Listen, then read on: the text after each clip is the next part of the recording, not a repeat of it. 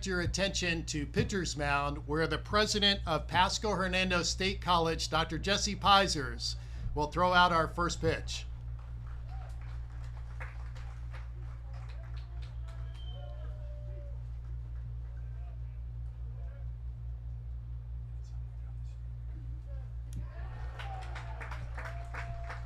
Great job, Dr. Peisers.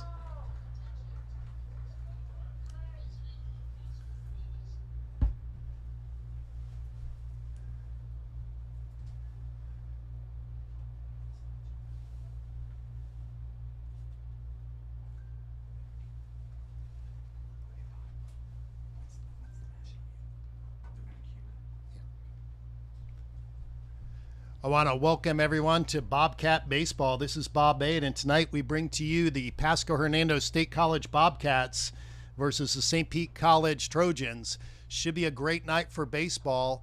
We're getting completed with our commemorative first pitch, and President of Pasco-Hernando State College, Dr. Jesse Peisers, receiving a nice Bobcat jersey. And in a couple of minutes, we'll have our national anthem. Welcome, everybody, to Bobcat Baseball.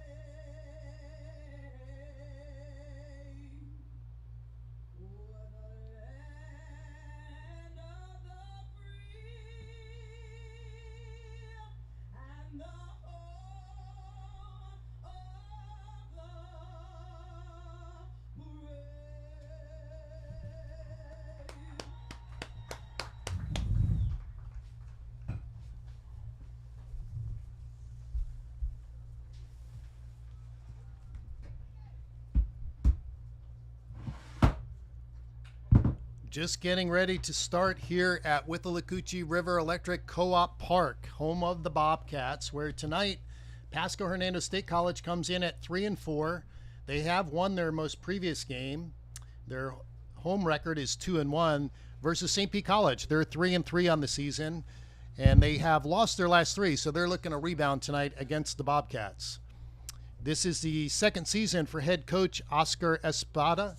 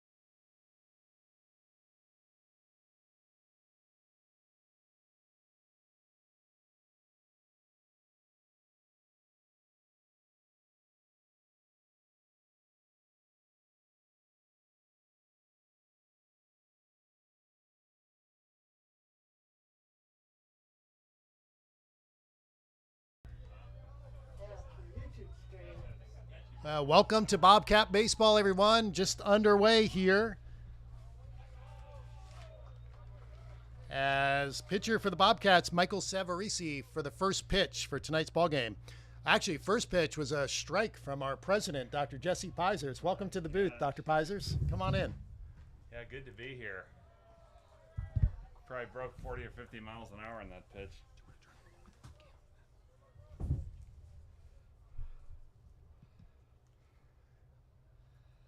Second pitch from Savarese is a strike, evens the count at 1-1. Dr. Peisers, looks like you got some talent out there. I was trying to see if you had any eligibility left because we've got some Bobcats with some sore arms. I'll probably be sore tomorrow. I tell you what, it's such a beautiful night. The field is beautiful.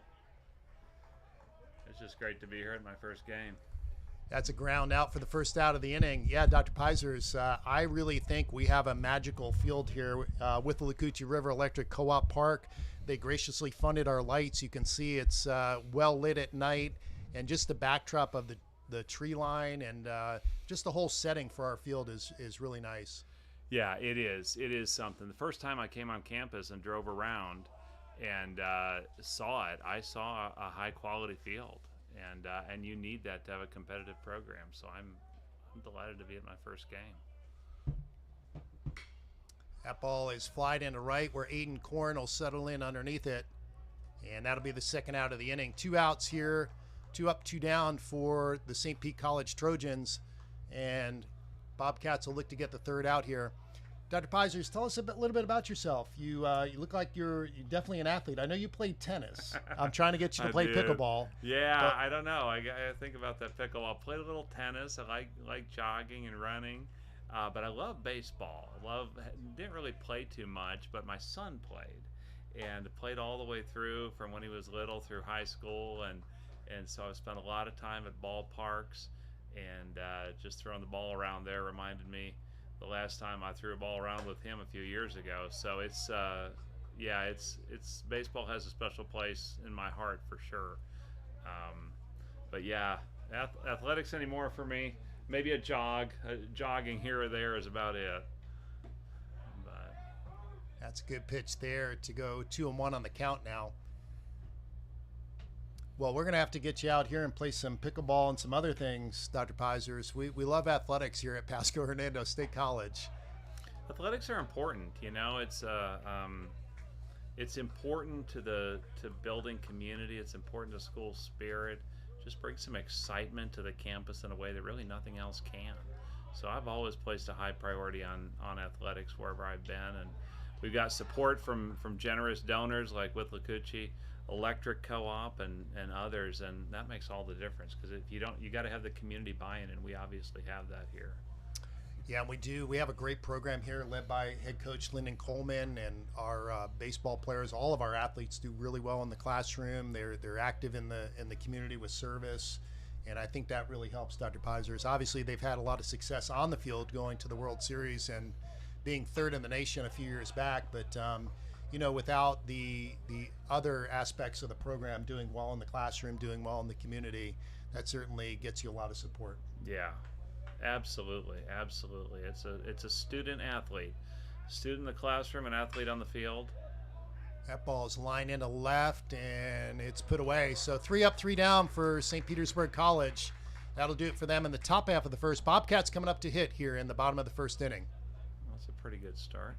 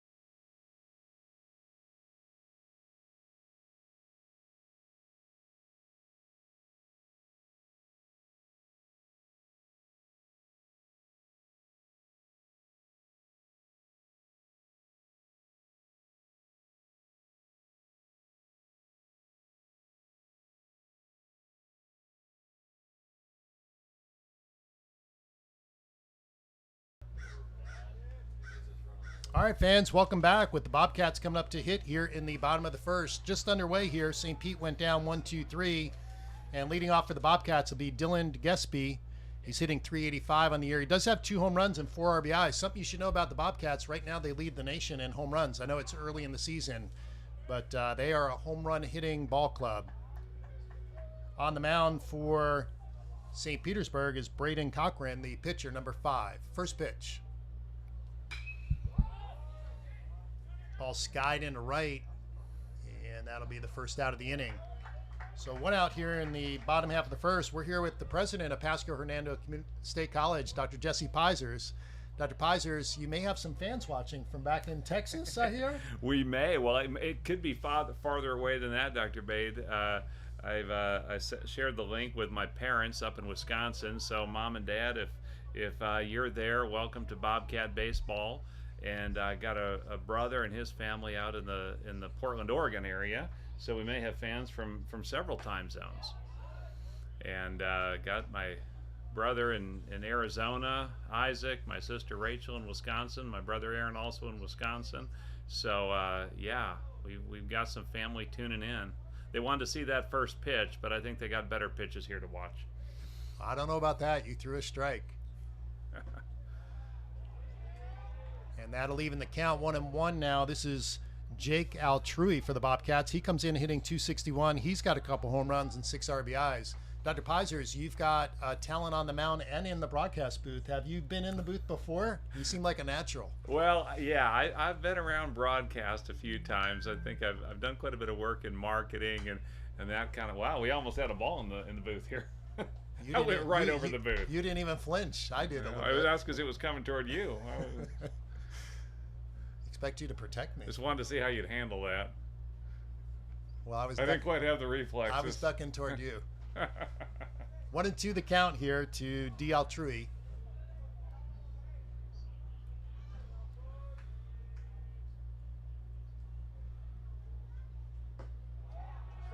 Ball just misses off the corner, evens the count at 2-2. 1 out here, no score.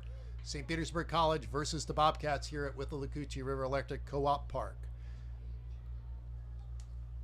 It does start to get dark when the sun goes down, doesn't it, behind those trees. It's beautiful, but I can see why we need those lights. I'm glad we have them. That ball's skied up to the right, and that'll be out of play. Hopefully no cars over there. Mine was right there, but... Yeah, Dr. Peisers, these are Musco LED lighting, and it's the top-of-the-line lighting you can put on athletic fields. And very proud of that. And we also put, as you know, the lighting in at the softball field in the far distance just not too long ago. Yeah. No, that makes a world of difference. I mean, it's important to be able to play night games. And I know that opens up a whole world of scheduling options that wouldn't have been if we didn't have that or before we had it. Because we only got it recently within the last couple of years here at baseball, right? That's correct. Yeah. Full count now, yes, correct. And with the way they do these schedules, they play tonight's game, and then this is a 3-game set, so it'll be a doubleheader at St. Pete tomorrow, same 2 teams. Okay. 3-2 pitch on the way. And that's on the corner. A nice pitch there by Cochran, and that'll be the second out of the inning. And now Aiden Korn will step to the plate. Aiden Korn has had a torrid start to the season. He's hitting .500 with 3 home runs and 11 RBIs. Yeah, Dr. Peisers, for the fans not accustomed to our field, we do have a turf, synthetic turf infield and a natural grass outfield.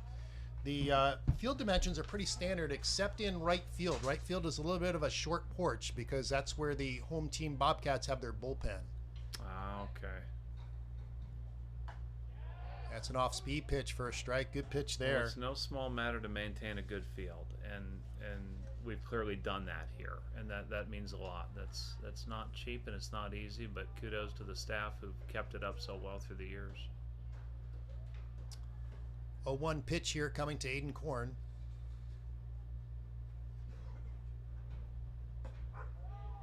That ball is just off the plate inside. Evens count at 1-1. Yeah, Dr. Peisers, our founding baseball coach, Steve Winterling. We've only had 2 head baseball coaches here at the college, and Steve Winterling, for many years, head baseball coach, took well care of this field and Then, of course, handed it over to Coach Coleman. Well, it shows. It shows, and that's not something that all programs have. I think I was parked right over there where that fall ball just went. Yeah, I should have given you some Yeah. guidance. Well, on you know, I'm sorry.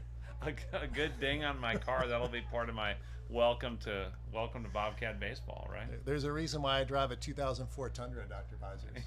Yeah. 1-2 the count here to Aiden Korn. 2 outs in the first inning, no score. We're here with President Dr. Jesse Pisers, the 5th president of Pasco-Hernando State College.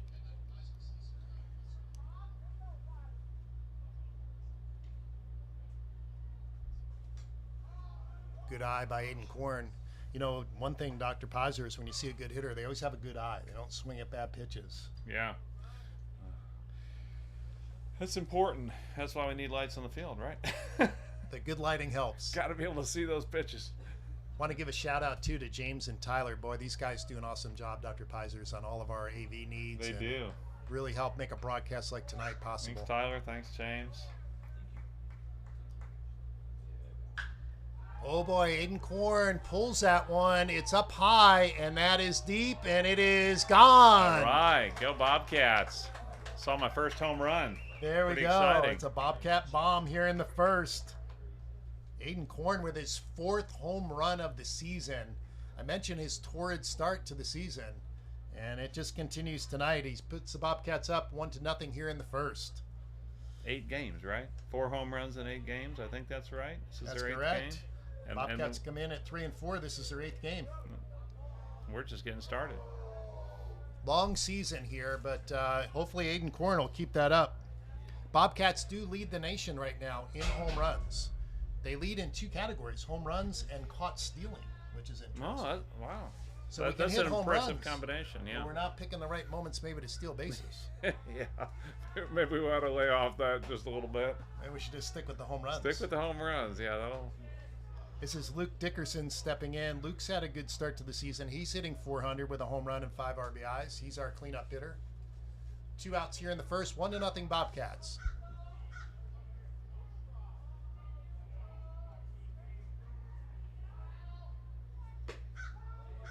Ball's outside. 2-0 the count. Boy, it's just a perfect night, Dr. Pisers. The flag is not moving at all. No wind. Could not be better. Yeah. I'd say the temperature is probably, what, 60 degrees, Yeah. 65 degrees? This is why everybody from up north comes down here to play baseball in the early spring and late winter. And being new to Florida, I'm just kind of learning about that. But. Inside 3-0. Yeah, the weather's beautiful here up until about May. And then it's 90-some degrees and 100% humidity for like 3 straight months. Yeah. But you're from Texas. You can take it. Yeah, it's a little drier, but it was just as hot. And I like the greenery. You know, you need humidity and rain to get things looking green and nice. Yeah, ball's on the corners, so it'll be a 3-1 count. 2 outs here in the first. If you're just tuning in, you missed an Aiden Korn very high, majestic home run to left field that put the Bobcats up 1-0 here in the first. We're here with President Pasco-Hernando State College, Dr. Jesse Pisers. At his first Bobcat baseball game, too. Pretty exciting. That ball's a good pitch on the corner, so 3-2 count here with 2 outs. Yeah, and if you missed the first pitch, it was a strike. Dr. Pisers off the mound, off the rubber, which I didn't do when I did my first pitch because I was afraid I was going to trip. But you went up there with no hesitation and threw a strike. Well, Bob, you gave me some good advice. You said to make sure I didn't wear dress shoes up there or I would slip, and I changed into some tennis shoes. Ball's a 2-hopper to second, and that should end the first for the Bobcats. So it does. Bobcats do score a run on the Aiden Korn home run, and it's 1-0 Bobcats at the end of 1. We'll be back in a few minutes.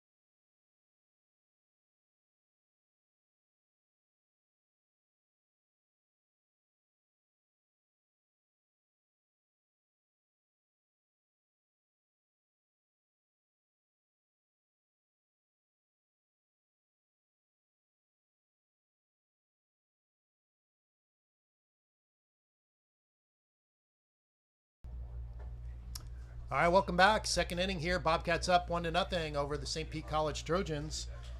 And we go to the second inning with Michael Savarese on the mound for the Bobcats. May not have given you his stats. He does have a 9.0 ERA, 6 innings, 9 hits, 6 runs, 2 walks, and 9 Ks.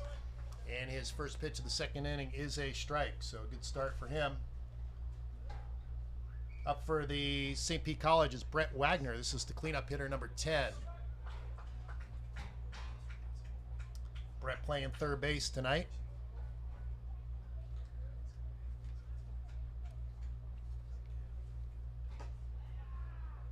Oh, good pitch by Savarese on the outside corner. 1-2 the count now. It was a real treat a couple minutes ago having the president of Pasco-Hernando State College, Dr. Chessie Pisers, in the booth. Wagner fouls that one off, stays alive. 1-2 the count here. I want to thank everyone for tuning in.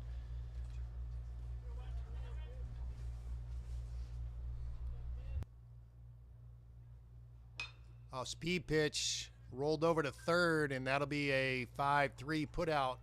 1 out here in the second. I want to thank everybody for tuning in. I understand we may have some guests from out west and also a lot of St. Pete College possibly fans tuning in tonight. Got a lot of great people over at St. Pete College. Davey Gill, athletic director. Dr. Tanja Williams, the president. Worked with them many years over different projects. And that pitch is up high, so 1-0 count. This is Esteban Olivares stepping in. He's your DH tonight for St. Pete College.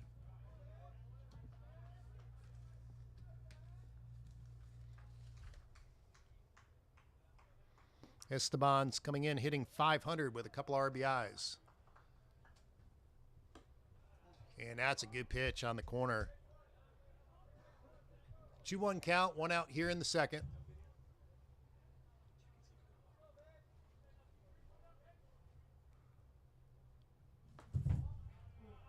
Ball just misses. So 3-1 count now. Good to hitting count.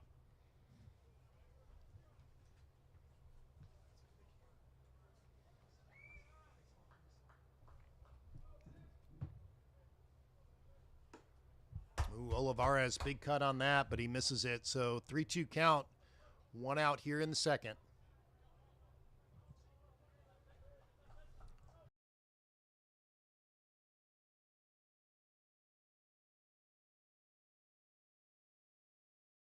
There by Savarese, and he gets the 3-2 strikeout. 2 outs here in the second inning.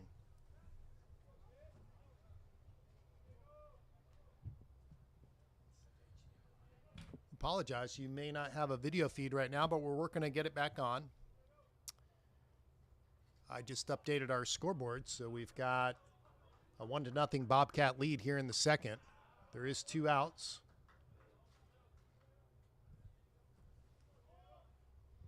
Yeah, it looks like we've got our video back on. Thank you, Tyler.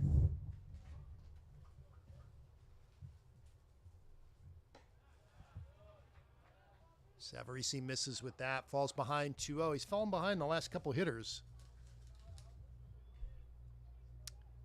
This is Diego Aponte, the first baseman for St. Pete.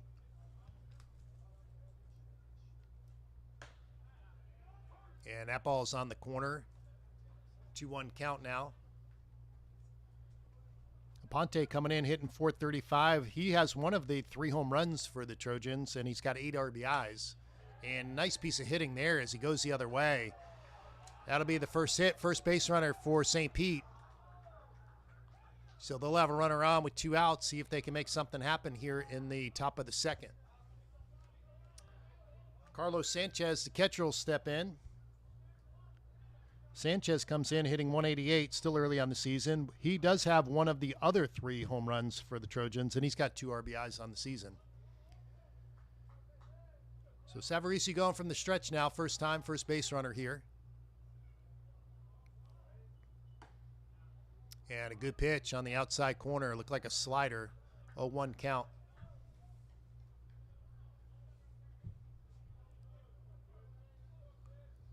Just starting to get dark here at Withlacoochee River Electric Co-op Park. Ooh, a nice curveball there. And we've got a timeout.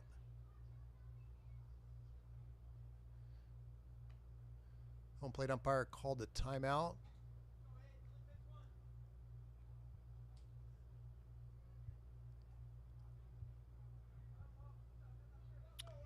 I think he was saying our Bobcat catcher got hit on the arm, so he was just giving him a minute there.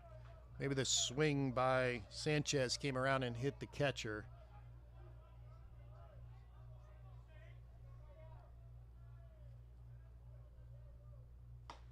Nice pitch. Savarese rears back and blows a fastball by him, so that'll end the inning. Bobcats up 1-0 as we head into the bottom of the second. You're listening to Bobcat Baseball.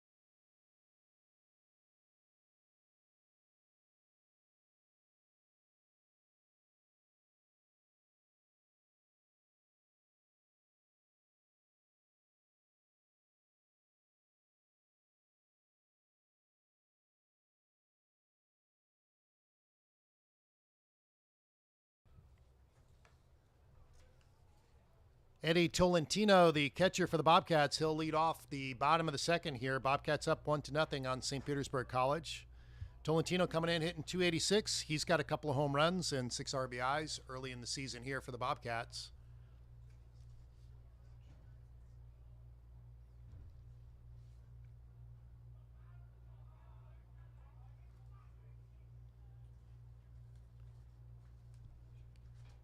Cochran with the pitch, and it's a little high, 1-0 count. Bobcats come into this game at 3-4. They're looking to even their record to 4-4, and the St. Pete College Trojans come in at 3-3 on the season.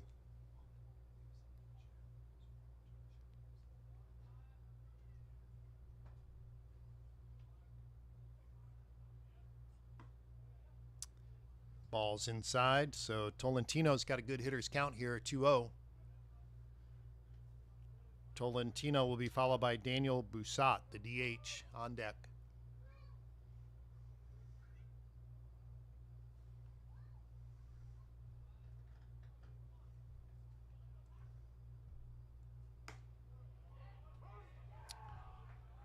Good pitch there.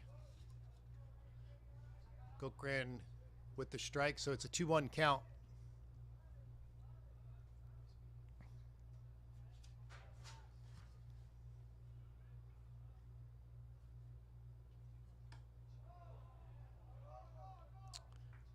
That one just misses, and Tolentino wanted to go for it, held up, so it's a 3-1 count.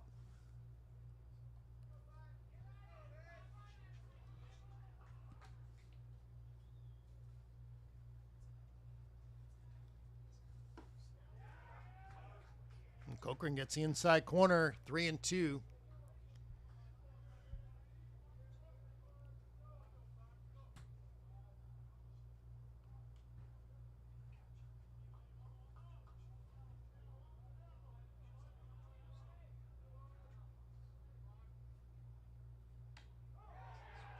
Oh, and called strike 3. Good job there by Cochran coming back. Fell behind in the count, but made some really good pitches on the corner there. Gets the strikeout, first out of the second inning.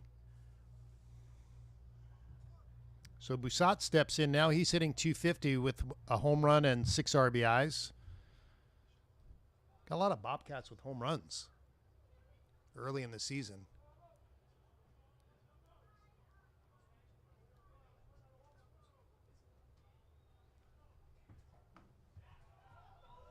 It looked like he was fooled a little bit on that pitch. 0-1 the count. See a lot of fans out there on the hill in center field. I don't know. Sometimes they tune into the broadcast. Good to see them out there. That's a popular place to watch Bobcat baseball if you come to the stadium.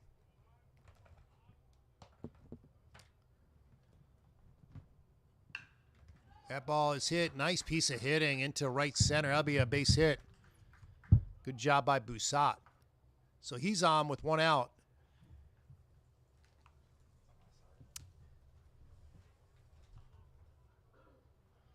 Bryce Habuda will step in for the Bobcats. Habuda hitting .133, no home runs, does have an RBI. He'll face the left-hander here from the left side. Mentioned we do have a little bit of a short porch here at Pasco-Hernando State College's field. Pretty standard dimensions except a short porch there in right. How far is it in right? I think the new dimensions say it's about 308 there, Josh. That's like the size of Nike field like this. Yeah, if they pull it down the line. But if you go more toward the scoreboard, it does deepen back out to normal dimensions. We've got a timeout over here. We got the umpire coming over to the dugout. Might be checking something on a lineup. Not sure.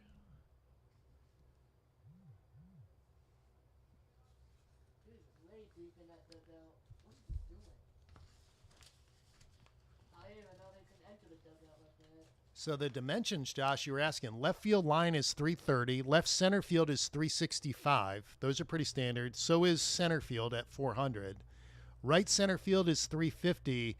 Right field we have listed at 315. So right field is about 15 feet closer in than the left field line. Oh, yeah. So that makes a big difference. Got about 34,500 square feet of AstroTurf in the infield that we mentioned. Field is adaptable for both softball and youth leagues. We can change the base dimensions. All right, back to the action here. We've got a no count with 1 out, runner at first. Ooh, close play at first, but back in. Nice throw down there by Sanchez, the catcher. He was right on the money, but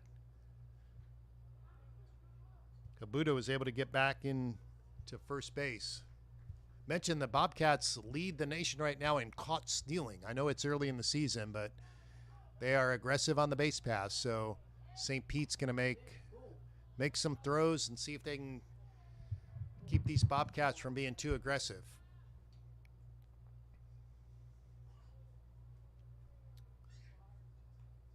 If you're just tuning in, it's a 1-0 Bobcat lead on the Aiden Korn home run in the first inning. Ball's fouled off at the plate. 1-1 will be the count with 1 out. Just a beautiful night here at Pasco-Hernando State College. No wind and a very good playing temperature. Might get a little bit cooler, though, as the night goes on. I'm sure the players appreciate this cooler weather.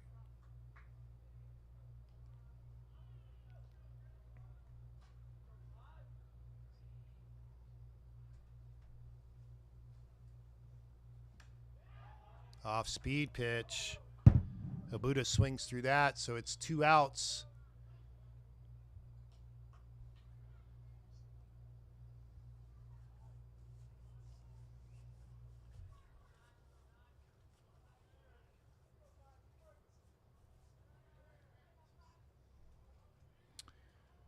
This will be Cole, the center fielder, stepping in for the Bobcats. 2 outs, runner at first. And ball's down the way. Cochran working hard here on the mound for St. Pete College, trying to get out of this inning. Throwing a lot of pitches. He's made some really good pitches when he's had to, though, for some key outs here in the second.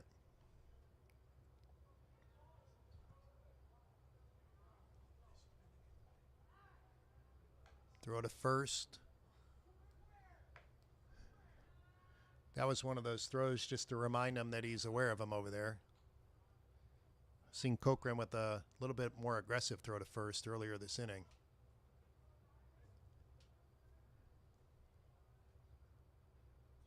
Comes to the plate, and that ball's up high. So 2-0 count. Sometimes those base runners can get your attention too much, and Cochran trying to battle back here at the plate.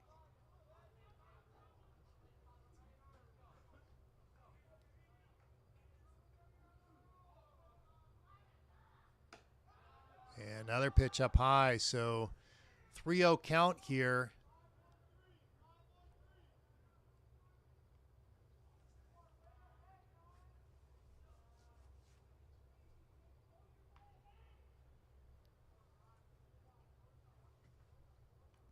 Castillo's on deck if the inning continues for the Bobcats.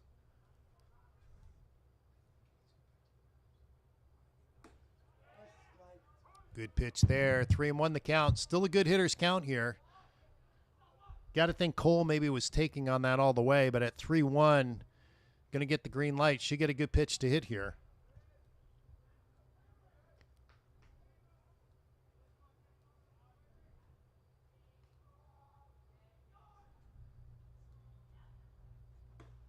Ooh, he did get a good pitch, but he swings through it. Might have been a little bit of a changeup there from Cochran. All right, 3-2 count. Runner will be on the move with the pitch to the plate. Now, you got to make sure that pitcher goes to home plate here.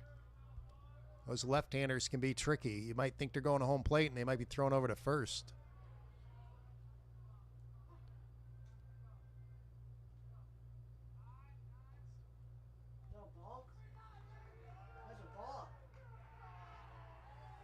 Well, yeah, Josh, you're right. Now, not a traditional balk, but a pitcher took too long to come to the plate. So the umpire called time out there, the field umpire behind the pitcher's mound, took too long, so that's an automatic ball. And that'll be a base on balls for the Bobcats, and the inning will continue. Runners at first and second. Castillo will step in. I mean, you can see the runner going back and forth, and he still didn't throw it. That might have just caught his attention enough, Josh, to get that call. So Bobcats have a scoring opportunity here, first and second, with Castillo at the plate.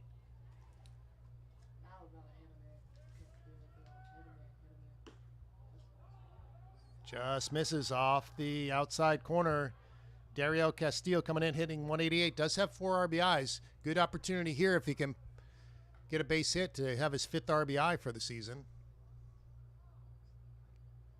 Any contact, the Bobcat runners will be moving with 2 outs.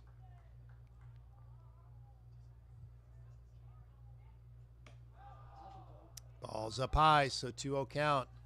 Cochran working hard here in the second inning. I don't have the pitch count, but he's throwing a lot of pitches here in the second. Bobcats doing a good job being patient here. See if Cochran can make some good pitches like he did earlier in the inning. That one just misses too, so 3-0 count to Castillo.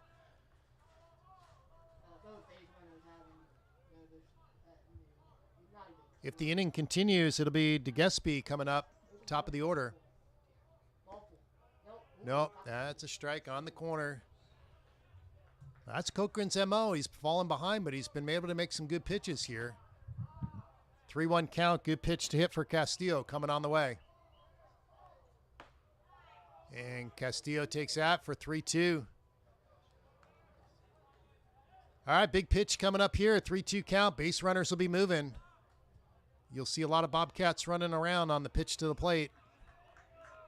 Castillo looking for something he can drive to the outfield, see if he can knock in a run here. Yeah, ball's up high. That'll load the bases for the leadoff hitter, DeGespie. 2 outs, bases loaded. It's a 1-0 Bobcat lead. Aiden Korn with the home run in the first, and the Bobcats threatening here in the second with 2 outs, bases loaded.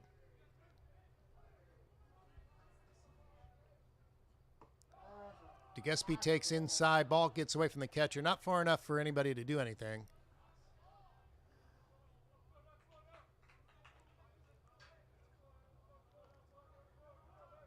You got to think DeGespie's looking for something right down the middle, Josh. He knows Corcoran's struggling a little bit.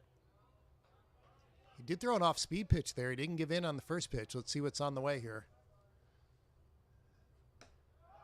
That ball's up a little too high, so a 2-0 count. Boy, he's just missing, though, Josh. Those pitches, most of those pitches are just off the plate. 2-0 count, bases loaded. Nowhere to put DeGespie.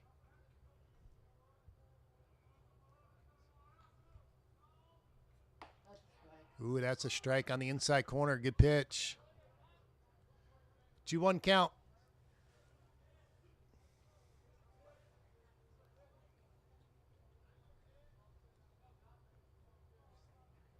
Bobcats will be running with contact with 2 outs. Ooh, DeGespie took that inside, and it's now a 3-1 count. That looked like a slider down and inside. See if he can get a fastball here on a 3-1 bases loaded count.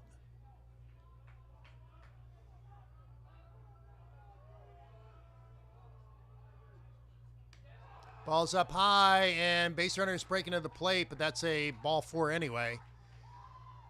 So the Bobcats, without generating any hits, are going to score their second run of the inning.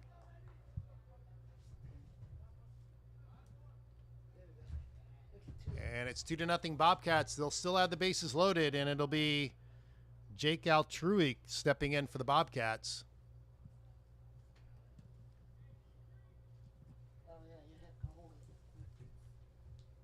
So a little conference here just to calm everybody down for St. Pete. Give Corcoran a chance to catch his breath. Maybe he's thrown a lot of pitches this inning. Altrui will be stepping in for the Bobcats as the umpire will go out and break the meeting up. St. Pete does not have any action in their bullpen. You can see their bullpen. Well, I can see their bullpen.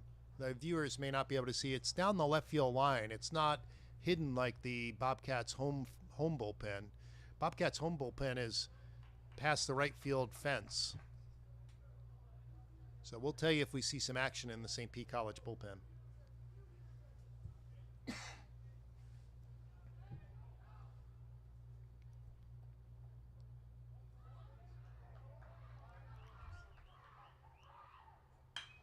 Oh, boy, that's hit well to left center.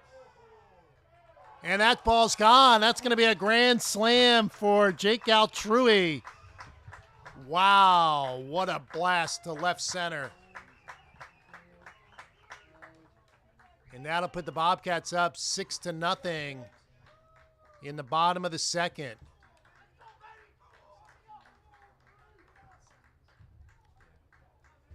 So the Bobcats, living up to their first in the nation in home runs, have 2 already here in 2 innings. 5 of the 6 runs coming via the home run. And here's the first home run of the night, hit by Aiden Korn. He steps in. Korn's hitting over 500 now. He came into the game hitting 500 and 1 for 1 in this game with the home run in the first. And that's a good slider for a strike. 6-0 Bobcats. If you're just tuning in, you're missing a lot of action. 2 home runs for the Bobcats. And they're up 6-0 here in the second. Another off-speed pitch. So a quick 0-2 count on Aiden Korn.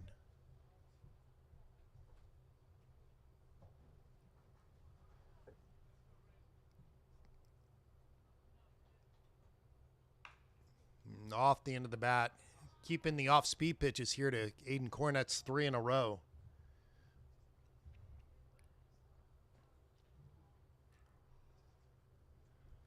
So Corcoran looking to get out of this inning without any more damage.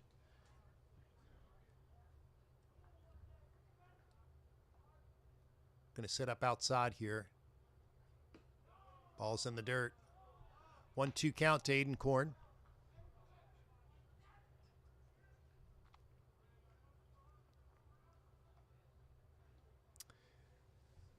Again, I want to thank everybody for tuning in tonight. It's a perfect night for baseball.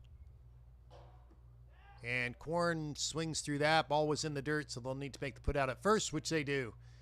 But a lot of damage by the Bobcats here in the bottom of the second. 5 runs. Big blow was the grand slam home run by Jake Altrui. And we'll go to the top of the third in a few minutes.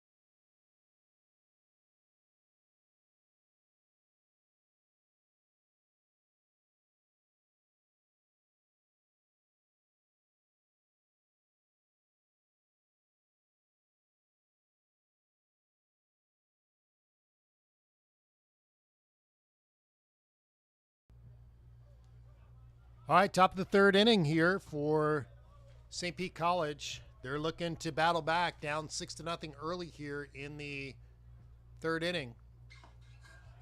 Savarese with the strike. He'll want to pitch from in front of the count now. He's got a 6-0 lead.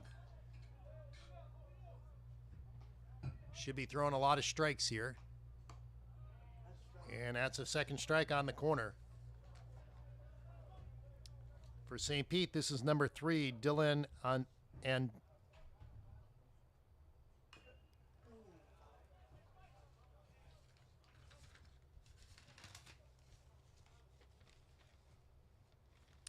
Dylan Andino is in, and he came into the game hitting 500 for St. Pete. Count stays at 0-2, and Dylan swings through that. So first out here in the third. I want to thank Josh, too. Josh has been updating our scoreboard, doing a good job, Josh. When I was doing it in the first inning, I wasn't doing a good job. You're doing a good job. 6-0 Bobcats, third inning. He's got everything correct. They don't have the outfit on there. It just shows and then score. Yeah, we don't have the outs, but I'll keep the audience updated. We do have one out here in the third. I'll try to keep you updated on the counts, too, as we go to 2-0 now. And for St. Pete, this is Gutierrez, the center fielder.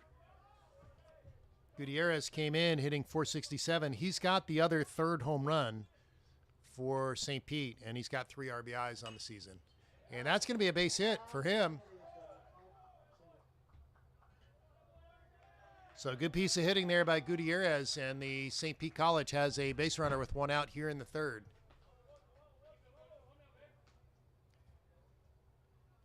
Back to the top of the order. Jose Rangel stepped back in for St. Pete.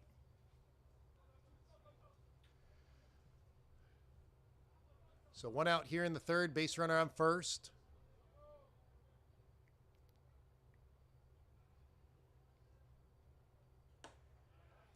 St. Pete can swing the bat. Not as many home runs as the Bobcats, obviously, but coming in hitting 357 as a team. So they swing the bat well.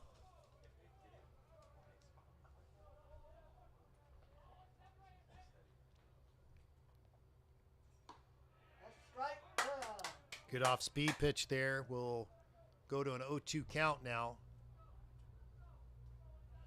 Savarese looking to pitch ahead of these hitters with the 6-0 lead. Sure, Coach Coleman gave him that advice in the dugout. Throws to first. If you just tuned in, 2 home runs for the Bobcats have accounted for 5 of the 6 runs.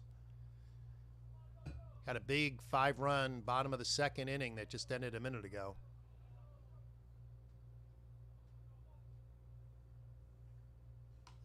Oh, that ball's up high, and that'll be probably scored a wild pitch and allow the base runner to go to second.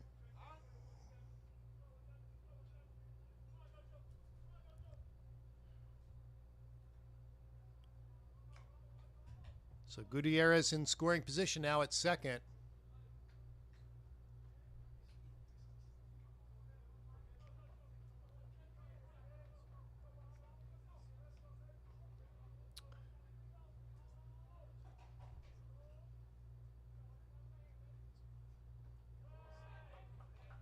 Ball's in the dirt.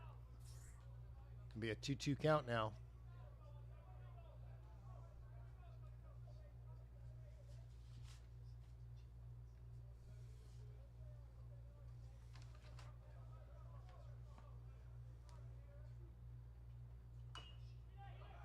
The ball's tapped slow to first, and it's going to be a 3 on assist.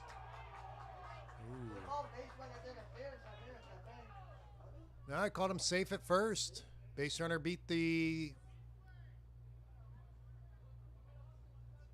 Base runner must have beat the tag on first, but I think Coach Coleman may ask for help here from the home plate umpire.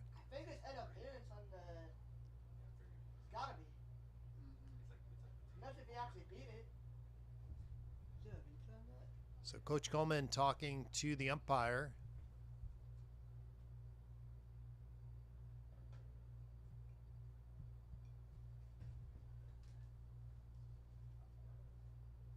And I think the umpire, he's going to ask if the home plate umpire had a better look at that.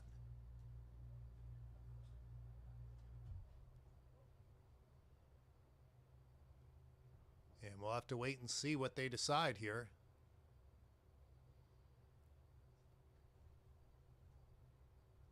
I don't think he's questioning base runner interference, Josh. Nope, the call is safe, so... They got together. I'm sure they're going to go back and watch the broadcast later, Josh, and see if that was the right call.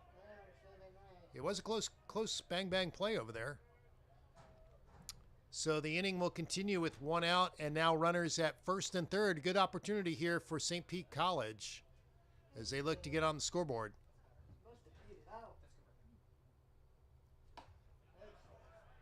Savarese with a good pitch there. He wants to keep throwing strikes. Number 2 hitter here, Colton Pizzio, is stepping in. He's the second baseman for St. Pete.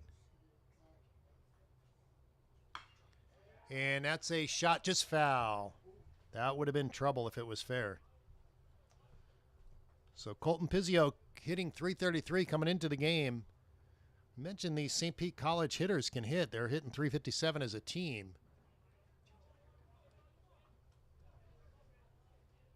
Bobcats playing back, looking for 2, especially in the middle. Second and shorter back. They'll turn 2 and try to get out of the inning. Swung through that, so Pizzio goes down on strikes, and that's second out of the inning. Leave it up to Patty Hebda, number 3 hitter for St. Pete. Patty Hebda coming in, hitting .412 coming into this game tonight. First and third, St. Pete College, 2 outs here in the third. Off speed pitch, just misses.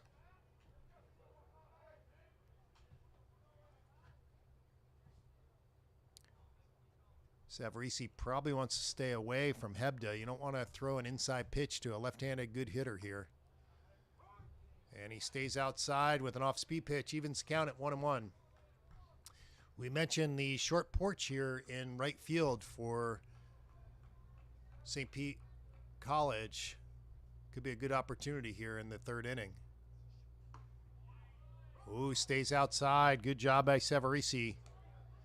Yeah, you don't want to throw something inside. It could quickly become a 6-3 game.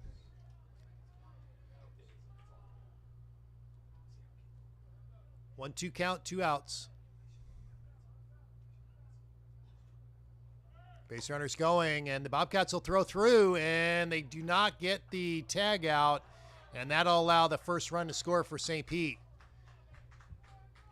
So Bobcats went for the base runner and couldn't get him. 6-1 now, Bobcats. I don't know if that was a good idea. I don't think it was.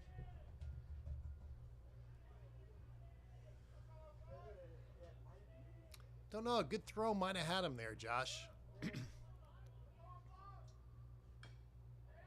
Oh, boy, just staying alive. Good job by Patty Hebda.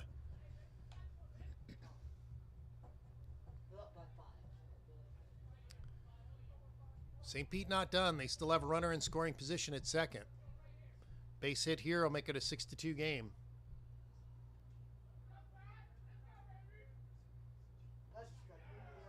Ball's in the dirt.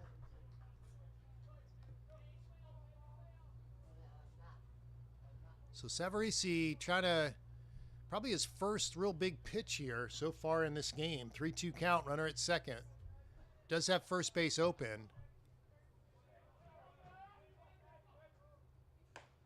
Oh, nice pitch by Savarese on the outside corner.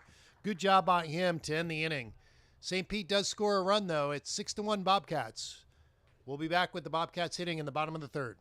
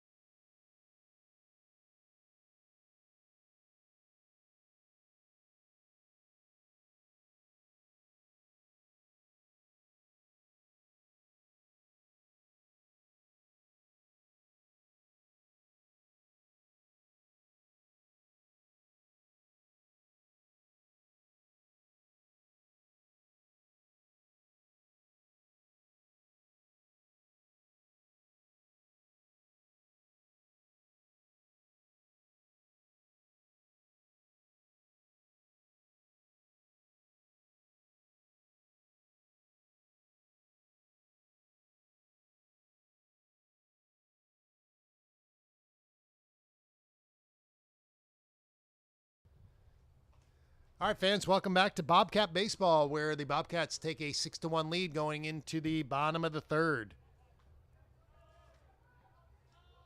Leading off for the Bobcats, Luke Dickerson.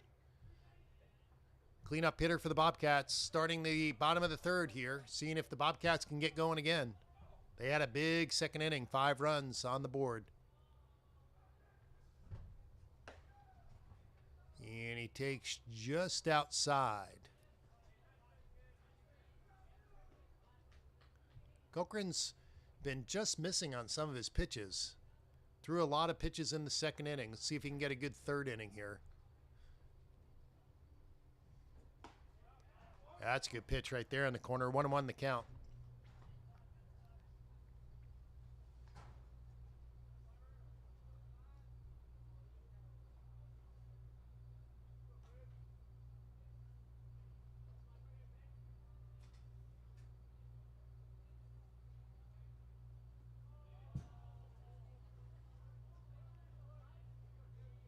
And ball goes back to the backstop. So a 2-1 count now.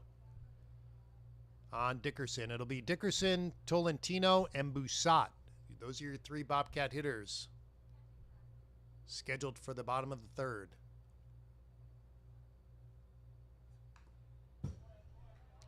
Good cut there by Dickerson. Doesn't come up with anything, though. 2-2 count now.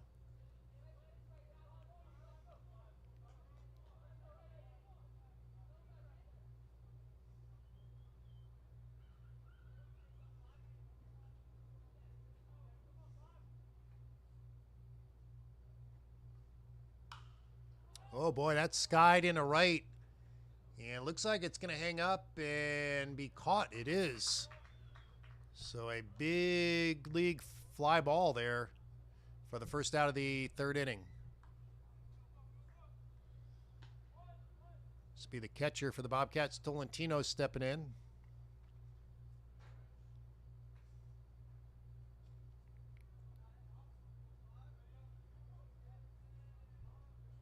Bottom of the 3rd inning here, 6-1 Bobcats over St. Pete College. Going to check the swing, and no, he did not go, says the first place umpire.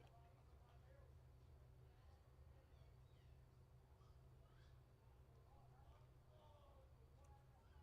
want to thank everyone again for tuning in. It's great to have fans tuning into our broadcasts.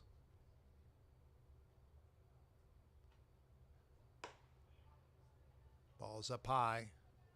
1-1 the count. I'm sorry, 2-0 the count.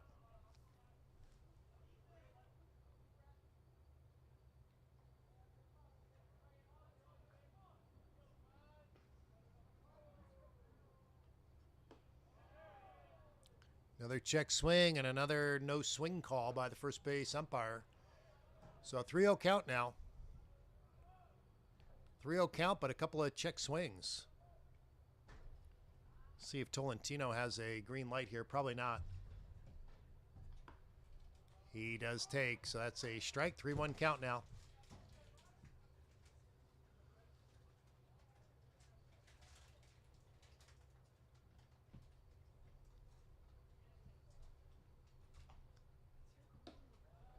And that ball just misses. That'll be a walk for Tolentino.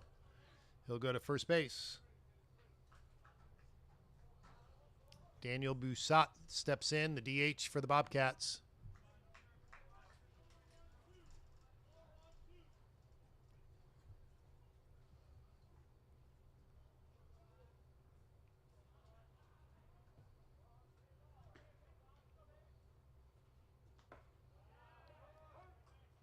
Good pitch there by Cookran on the inside corner. 0-1 count. Got a good number of fans here at the ballpark. About an even amount on both sides of the bleachers. And that ball skied in a left, not deep. It's shallow, and that'll be put away for the 2nd out. So 2 outs now, and Bryce Habuda will step in for the Bobcats.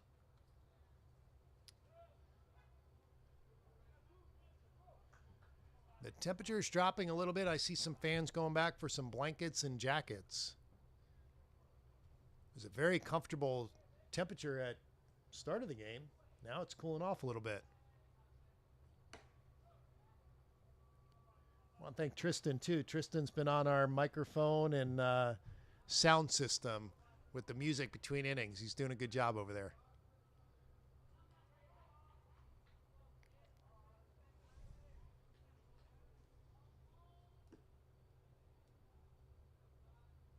Ball in the dirt, 2-0 count now, 2 outs.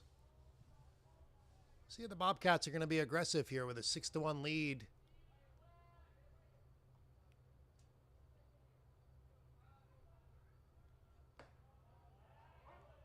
That'll be a strike, 2-1. I don't think Tolentino is the threat to steal bases out there, but let's see what Coach Coleman does.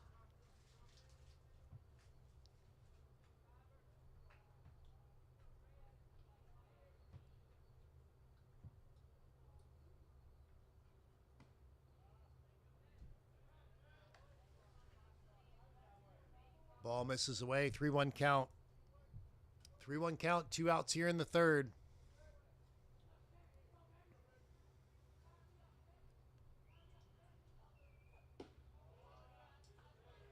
And that ball misses, ball 4. So Bobcats will continue with the bottom of the third, first and second.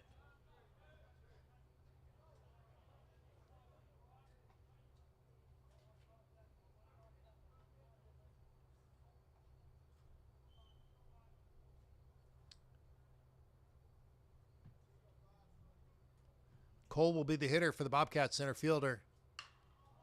And that ball skied behind second. Looks like the second baseman will take this one.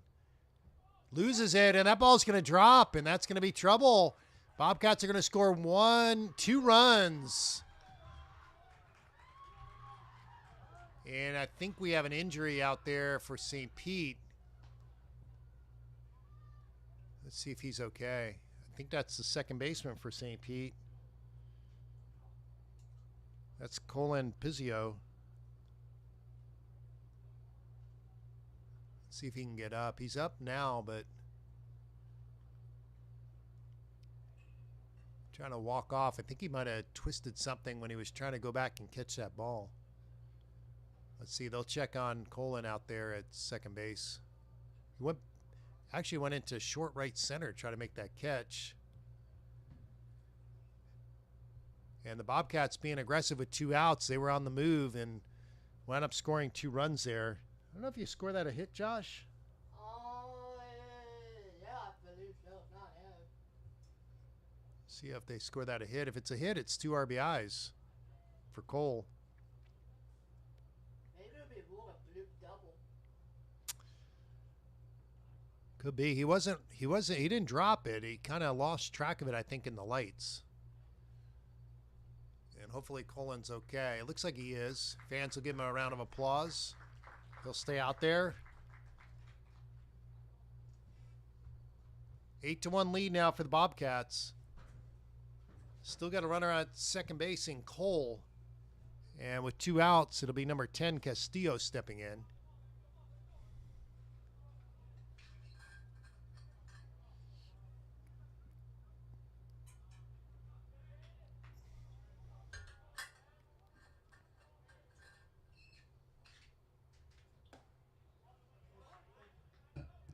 Good first pitch for a strike there.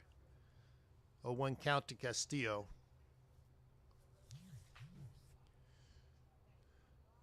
Bobcats have 8 runs on only 4 hits. St. Pete has 1 run on 3 hits. So the Bobcats benefiting from some good eyes at the plate. Cochran's been around the plate, just missing on a lot of pitches. And the Bobcats have taken advantage of that.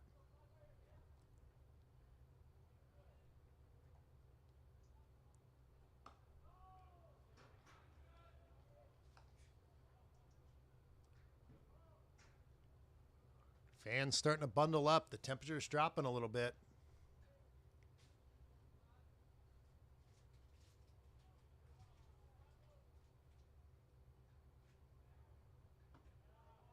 Oh boy, that's a good off-speed pitch there. 2-2 count, 2 outs.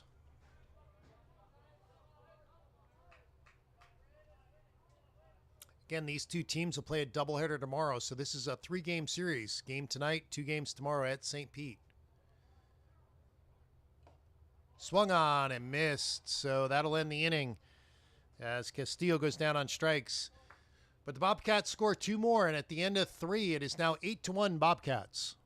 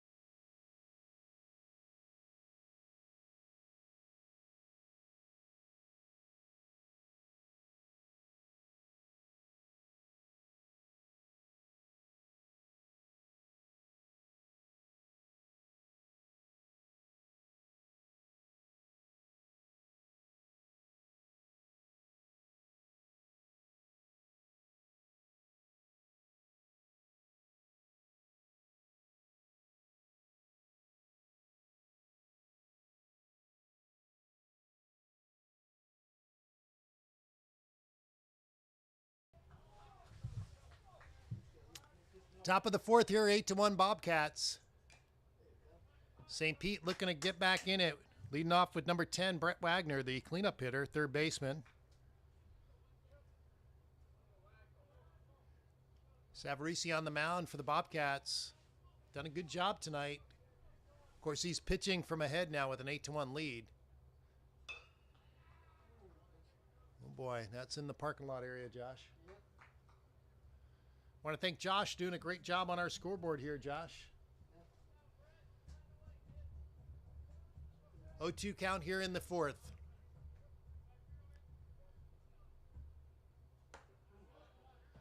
Been a little mixture in terms of the runs for the Bobcats. 5 of the runs coming on home runs, but a couple runs coming in on some blue pits and some walks. And that has amounted to an 8-1 lead. That ball's hit really well in the left center. Cole going back, and he's got a beat on it, and he's got the out. Bobcats have a little advantage. We've got the Musco LED lighting, and it's some down and up lighting. And I saw St. Pete struggling a little bit as it's gotten dark here under the lights. But the Bobcats very familiar with this lighting system. And we have one out here in the fourth.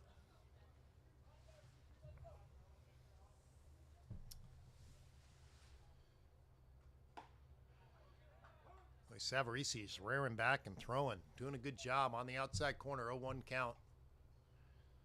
Sure, that's what the Bobcats want. Bobcats actually have a bunch of sore arms on their pitching staff. So I'm sure Coach Coleman would like to get some innings here out of Savarese tonight. These two teams will square off in a doubleheader tomorrow. They're going to want a lot of good arms tomorrow for those two games.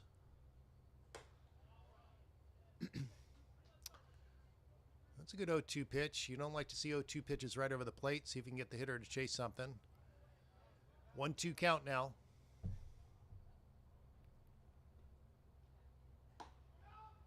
Ooh, went high inside and then he went low outside, but doesn't get the call. 2-2 count.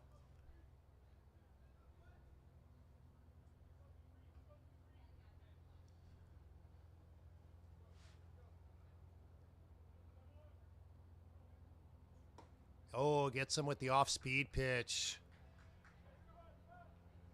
That was a good sequence of pitches there from Savarese.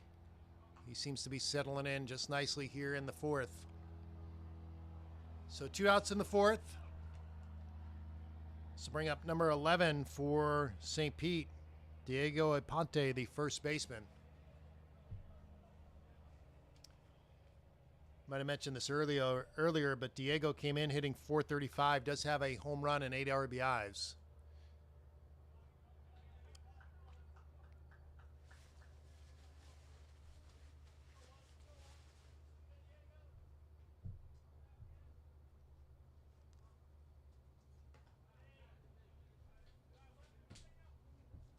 That ball misses. 1-1 the count, 2 outs.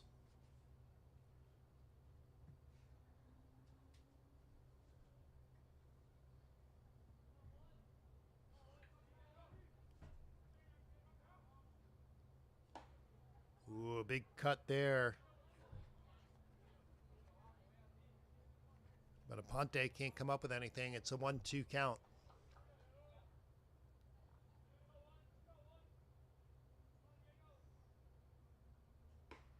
And Aponte swings through that. Nice pitch. Nice inning by Savarese. 1-2-3 go down St. Pete College. And the Bobcats will come up to hit in the bottom of the fourth.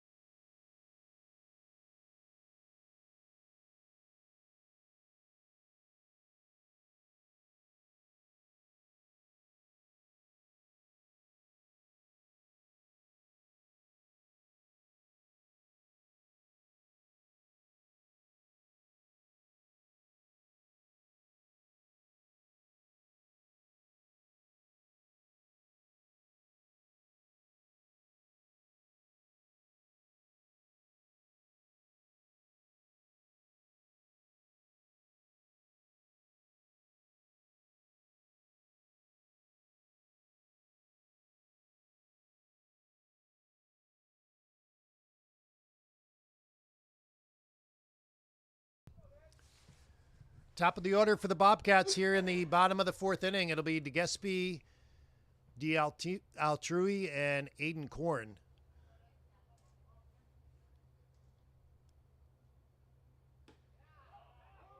And DeGespie takes that for a strike.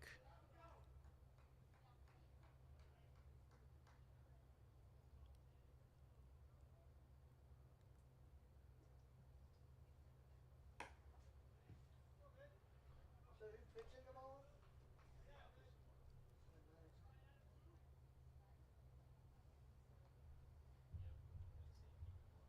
Yeah, that's like a old clear one. Ooh, that ball may have hit. No, guess not. I thought it hit DeGespie, but he's going to stay at the plate with a 3-0 count. So it'll be DeGespie, and then the next two hitters for the Bobcats are the home run hitters, Altrui and Korn. That ball is in the parking lot.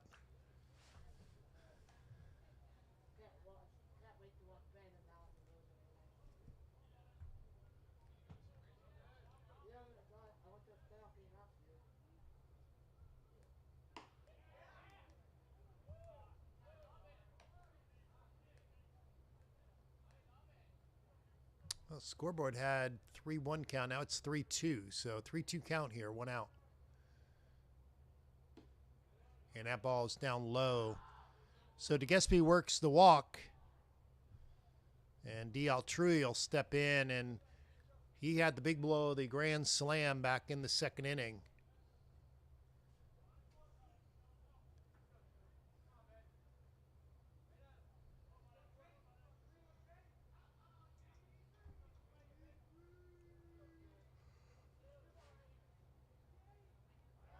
There goes DeGespie, and not even a throw to second as he'll stay standing up.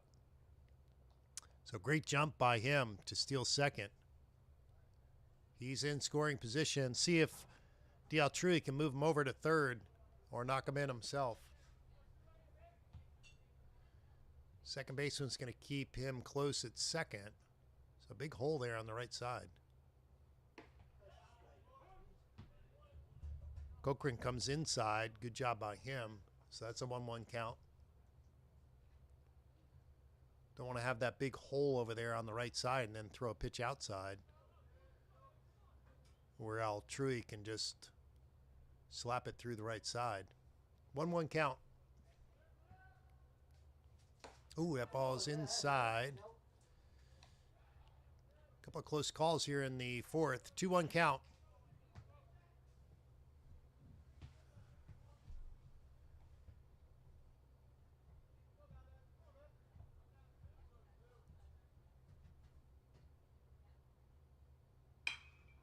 And he rolls that one over to short. They're going to go to third, and they're going to get the runner. So DeGespie, I don't know if he thought that was going to get into left field, but cardinal rule for base runners at second is you hold on a ball in front of you and you go when it's hit behind you. So we'll see if Coach Coleman gets with him. I don't know if that wasn't really in front of the guy. I mean, that was. Well, So Aiden Korn will step in with a runner at first now, as Altrui is on first. Korn takes a strike. He's 1 for 2 tonight. Had the home run in the first. Solo home run.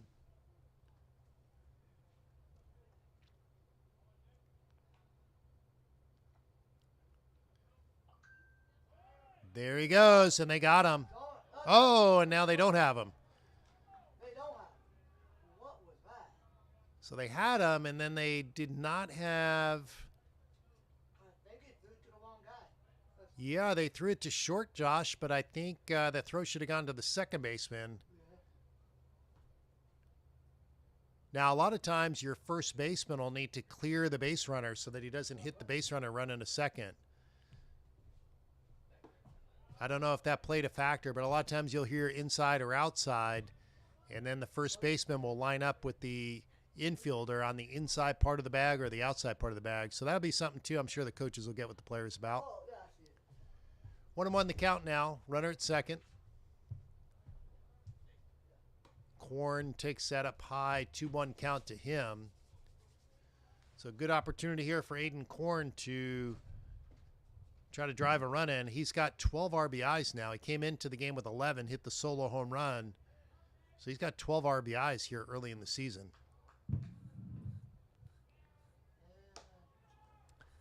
That's a lot of RBIs, Josh, when you think about it. The Bobcats, this is their 8th game, and he's got 12 RBIs already. That's like an average of 1 a game. A little bit older than 1 a game. Yeah, a little bit more than 1 a game.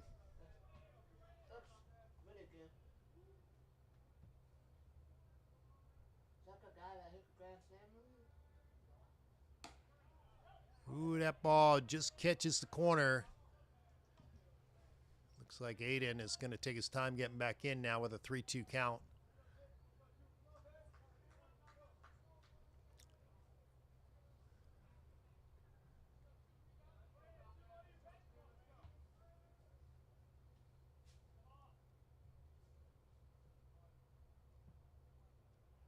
And now Korn steps out. So we saw earlier in the game, Josh, where the field umpire called too much time, and that resulted in a walk. But in this case, Aiden Korn stepped out, so the pitch clock is off at that point. And Korn does take low inside, so he works a walk. He'll go to first. It'll be first and second Bobcats with Luke Dickerson stepping in. First baseman for the Bobcats, left-handed hitter.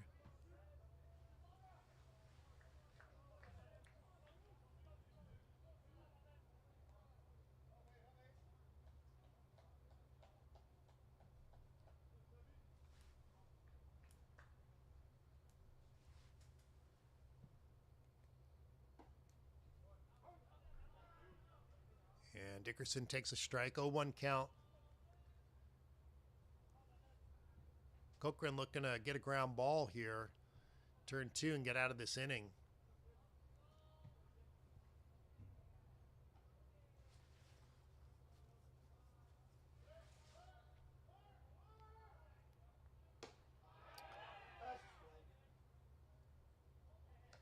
Check swing, but he did turn around too far, so that's going to be an 0-2 count now.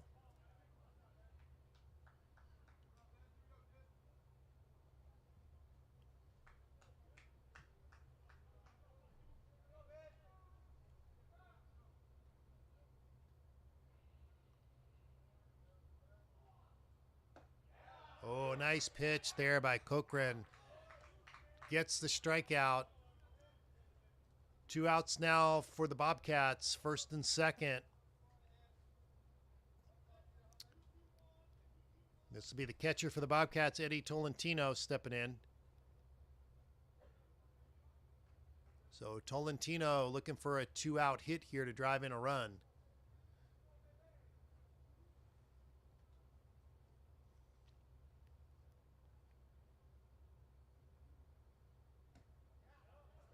Good off-speed pitch. Bobcats 8 runs on only 4 hits.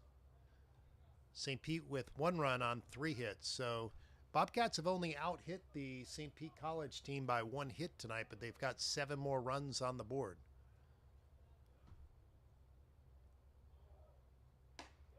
Ooh, big cut by Tolentino. He was trying to hit that into the trees. 0-2 count now. He's going to have to cut down on that swing, see if he can make contact and drive a base runner in here with 2 outs.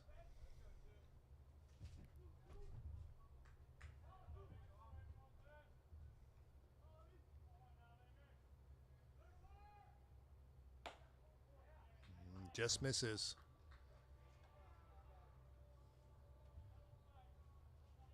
One, 2 count, 2 outs here in the 4th.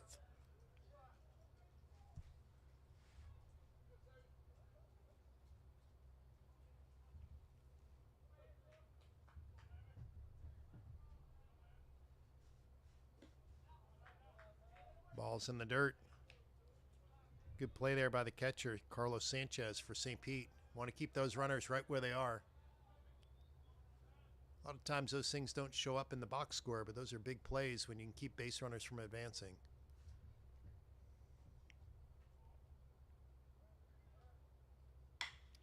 And that ball's rolled to short. Going to go the short way to second, and that'll do it for the Bobcats. So the Bobcats put a couple runners on, but they can't score. Score remains 8-1 Bobcats as we head into the 5th inning.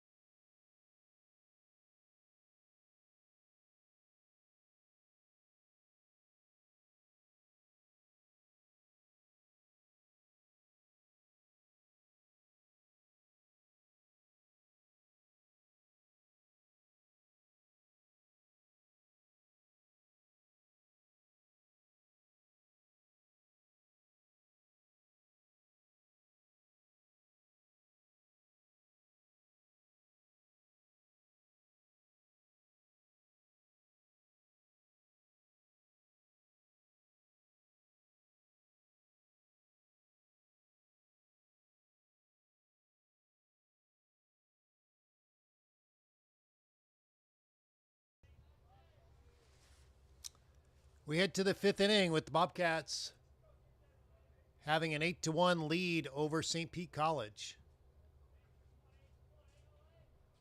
And for St. Pete, it'll be Carlos Sanchez, Dylan Andino, and RJ Gutierrez. Those are your 3 hitters scheduled for the 5th inning. And Savarese just missing. 1-0 count.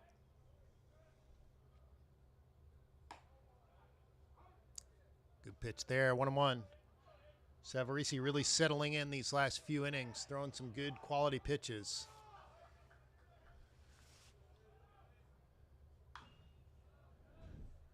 Off speed pitch is fouled to the left side, 1-2 count. Good crowd here at Withlacoochee River Electric Co-op Park, home of the Bobcats in Newport Richey, Florida. Good amount of fans on both sides. And again, thanks to all the viewers tuning in tonight. Another ball fouled off. Same off-speed pitch, same result. Count stays at 1-2. Want to encourage everyone, if you can, get down to St. Pete College and watch tomorrow. These 2 teams will face off in a doubleheader.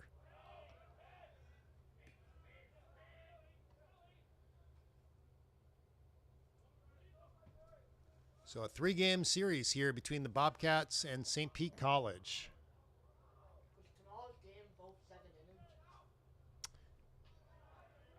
That ball's in the dirt, and Bobcats will make the put out at first.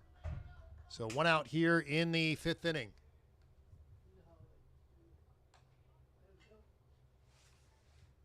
Yeah, game times tomorrow, Josh, are 1 p.m. and 4 p.m., and I believe they play a 7-inning first game and a 9-inning second game. The only time they would change that is if the first game goes into extra innings. And I believe that's the format, but I didn't check.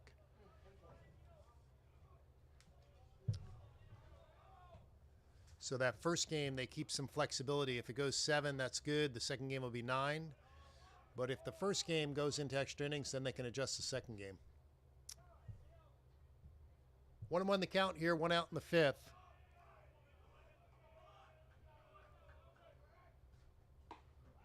Neither team has played any conference games, and of course, you know, you want to play good baseball early in the season. You want to play good baseball all year round, but for both of these teams, I'm sure they're gearing up for their conference play. Ball's in the dirt again. Put out will need to be at first. And ball in the dirt.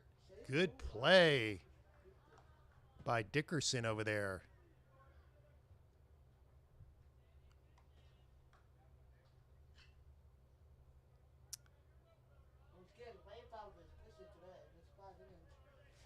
So 2 outs here in the 5th. This will be Sanchez, the catcher for St. Pete. Seeing if he can get things started with 2 outs here in the 5th for St. Pete.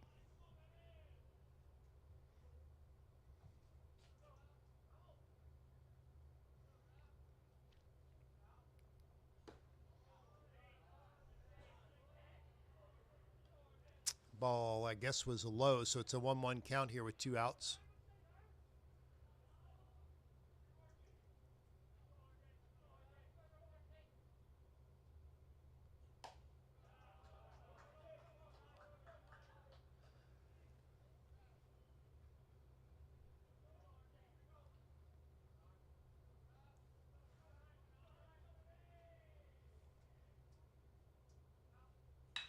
Oh, that ball's hit well into right center. Cole cuts it off, keeps it to a single. Good job by him. So a 2-out single, and the inning will continue.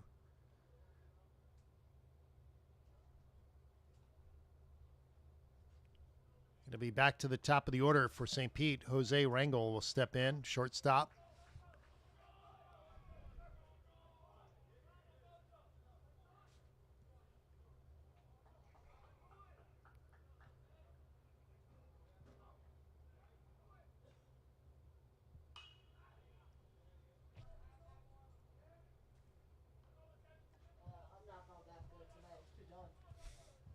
Ball's fouled off to the left side. Now the left side over here, I don't know if you heard Josh, but there's some swampy areas over there in the woods. It gets pretty dark. One good thing about these lights, Josh, is very little overspill, so it lights the field but not much else, which is good for the surrounding area. Don't want to illuminate everything in Pasco County. So these lights are awesome in terms of, they call it green technology. It doesn't light up anything but what it has to. But not good for looking for balls in the woods, that's for sure.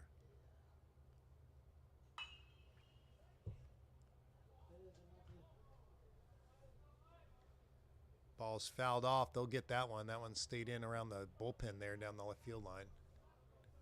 So 1-2 the count with 2 outs here in the 5th.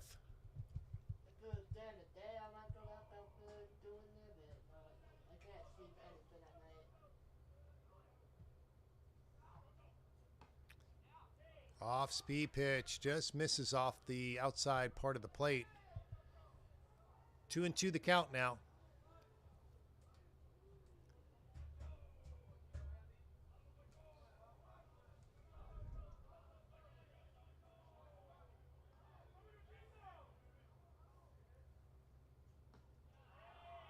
Ooh, big curveball.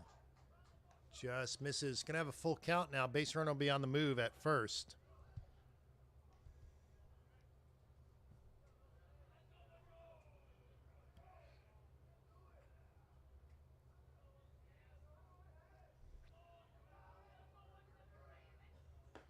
And gets the strikeout. So strikes out the side here in the 5th. It's a good inning for Savarese again. Bobcats will take an 8-1 lead into the bottom of the 5th.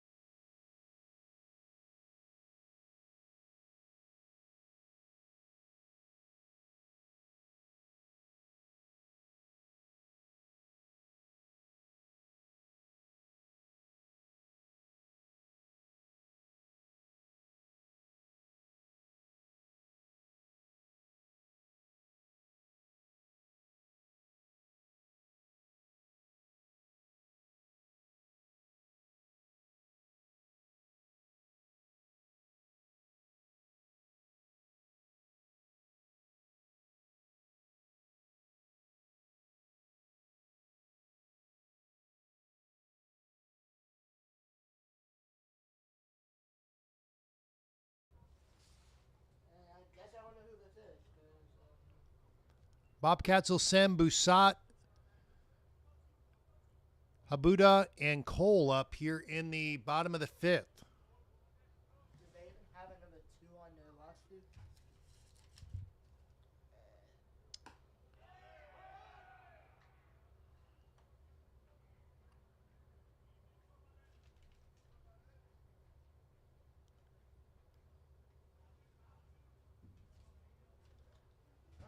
That's just a starting lineup. We have a new pitcher for St. Pete. It's number 2, and I think according to my roster,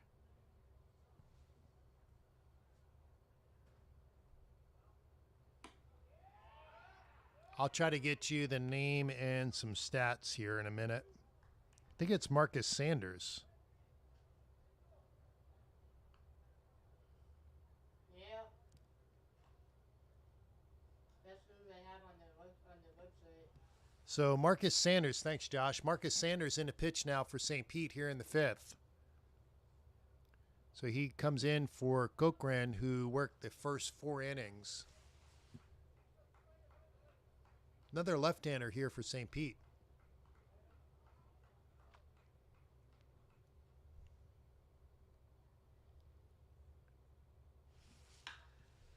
That ball's hit well into left, and it's going to get down, and I think he'll cut it off and try to hold. No, it's going to go for 2 and going to get him. So Busat trying to stretch that into a double. He gets caught at second. And that'll be the first out of the 5th for the Bobcats.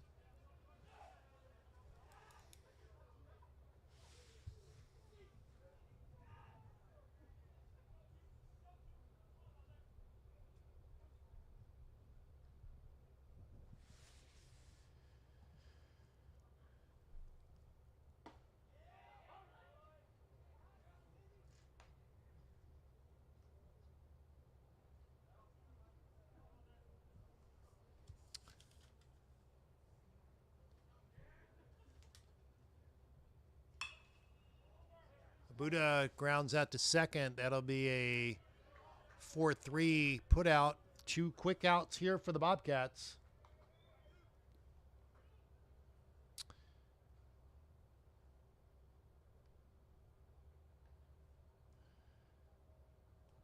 And this will bring up Cole, the center fielder for the Bobcats. 2 outs in the 5th. Good off-speed pitch there by Sanders. 0-1 count.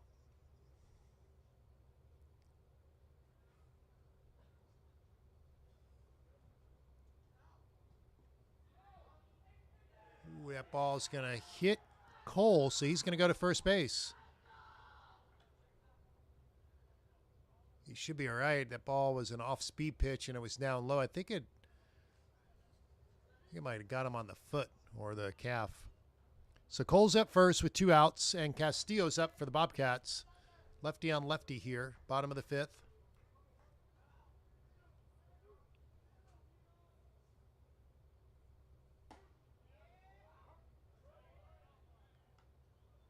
Good spot there by Sanders. 0-1 count.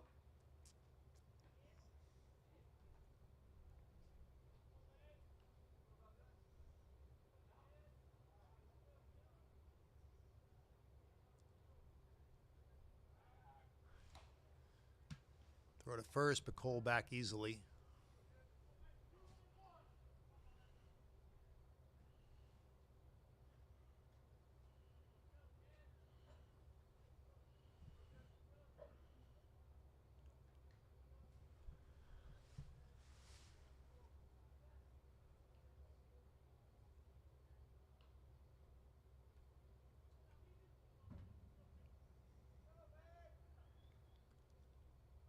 Oh, they're going to have Cole if they make a good throw. And they do. So he's out. That'll be a caught stealing. Bobcats leading the nation in caught stealing, and that'll give them another one in that category. So Bobcats go down in the 5th, and we'll go to the top of the 6th inning with a 8-1 Bobcat lead.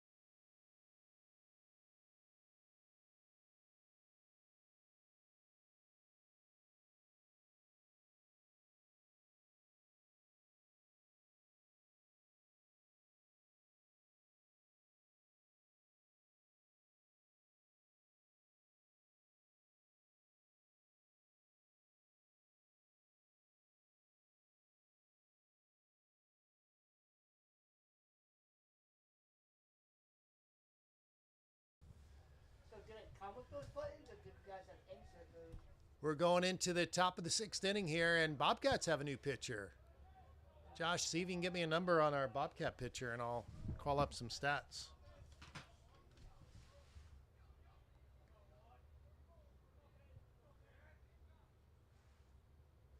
Number 4. Yep, number 4.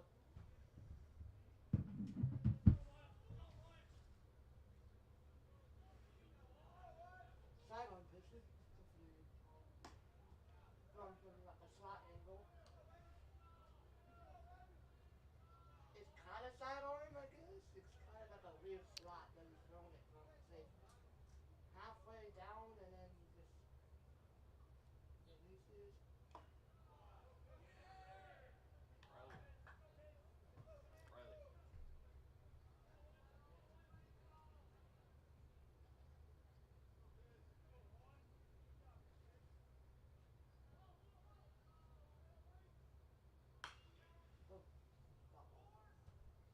Ball's hit foul.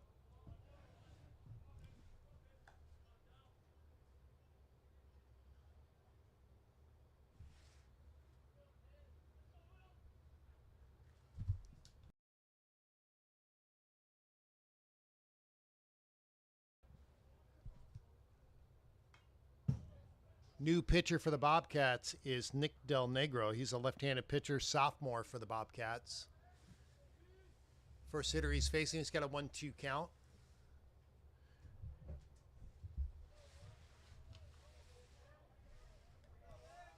This is Colin Pizzio, the second baseman for St. Pete. Takes that one outside, so that'll be a 2-2 count now on him.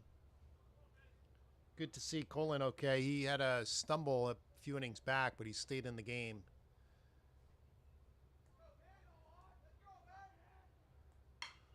And he hits that ball well to left center, but it's going to hang up for the first out of the inning.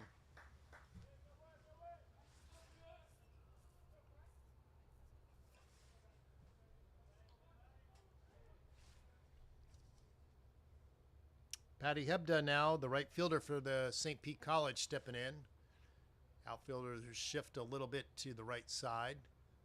DeGillespie says pretty straight up and left, but Cole and Aiden Corner shifted a little bit to the right.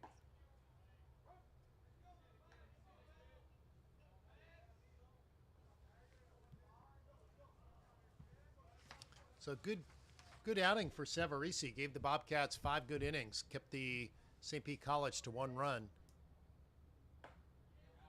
Ooh, Del Negro, good pitch there. 0-2 count.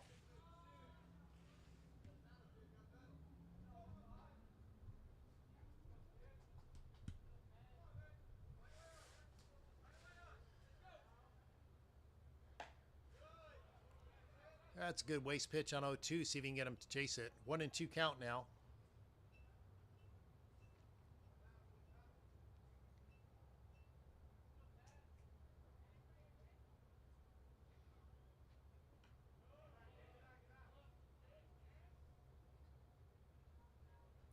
Off-speed pitch in the dirt. 2-2 count. 2-2 count, 1 out here in the 6th. Nobody on for St. Pete.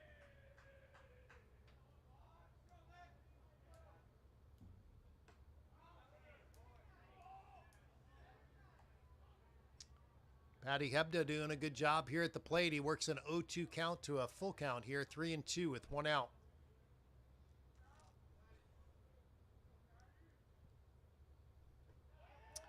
And Hebda gets the walk. That's a good at bat by him. Fall down 0-2 and not a lot of successful at bats at 0-2, but he works the walk.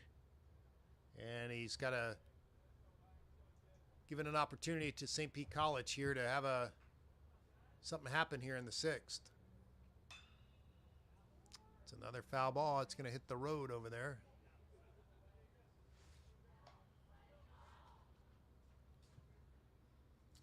It's your cleanup hitter for St. Pete, Brett Wagner, third baseman.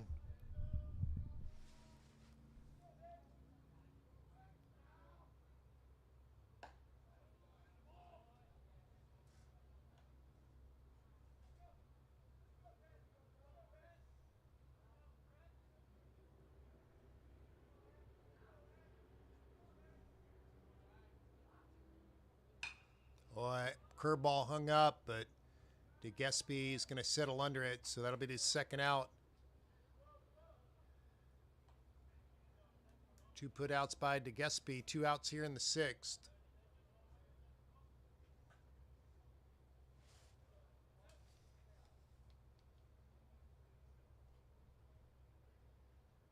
Esteban Olivares, the DH, stepping in for St. Pete. Ooh, good off-speed pitch by Del Negro. Got a lot of movement on his curveball.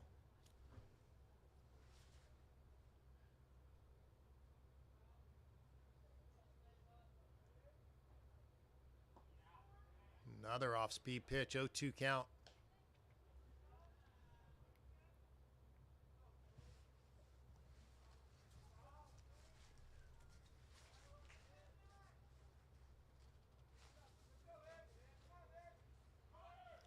Base runner's going. The ball skied to Cole in center. And he puts it away. That'll do it for St. Pete. Bobcats coming up to hit in the bottom of the 6th. They'll come in to hit with an 8-1 lead.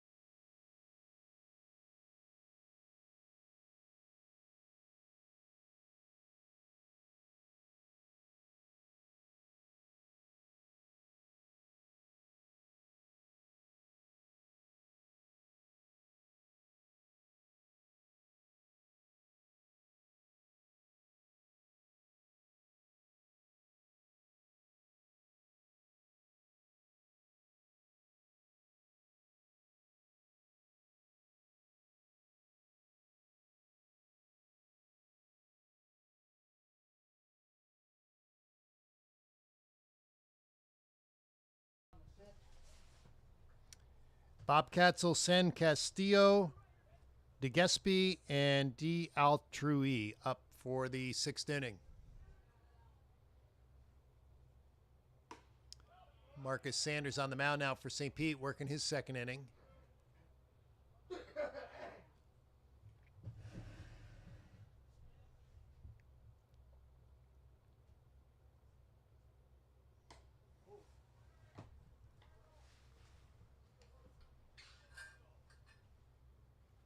Bobcats with 8 runs, 5 hits now. And St. Pete College, 1 run on 4 hits.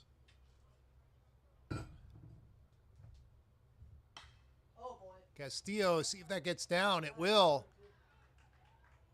And he's going to try for 2, and he's going to be out.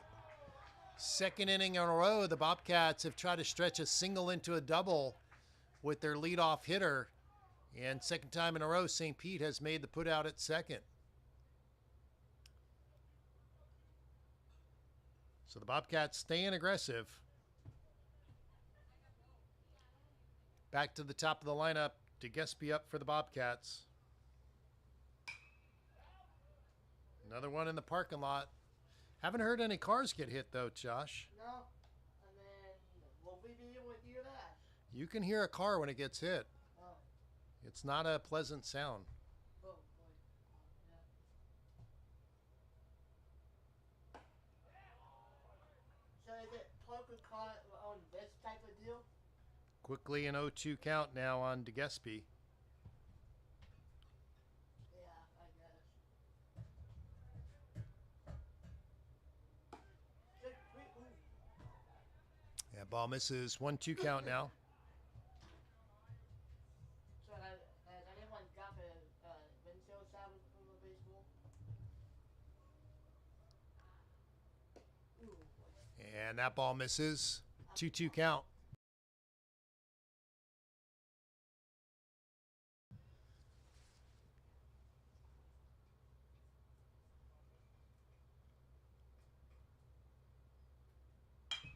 Oh, good job of hitting there by DeGespie.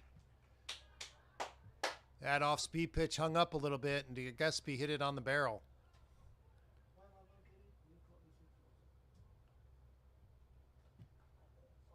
DeGespie on first now. Bobcats with 2 hits in this inning, but leadoff hitter got thrown out at second. And D. Altrui will step in. He's had a big night, had the grand slam in the second inning.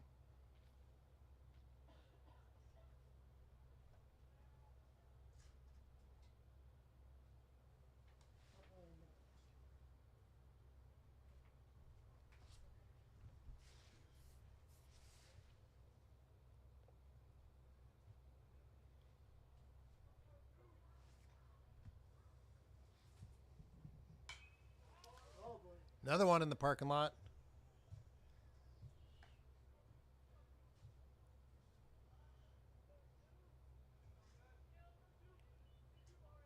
Aiden Korn on deck for the Bobcats.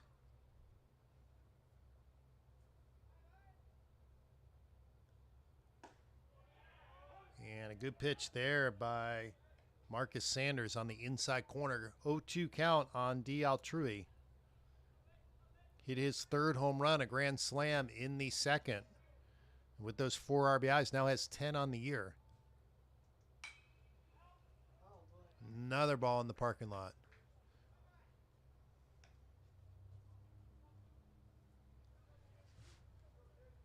So D. Altrui fighting that ball off, stays at 0-2.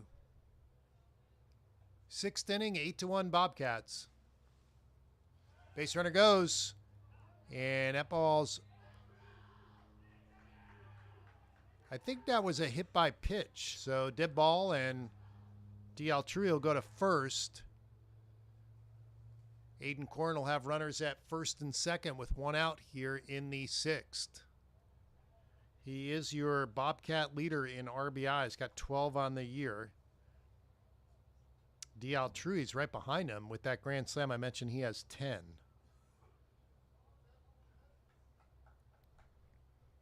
Dickinson on deck after Aiden Korn.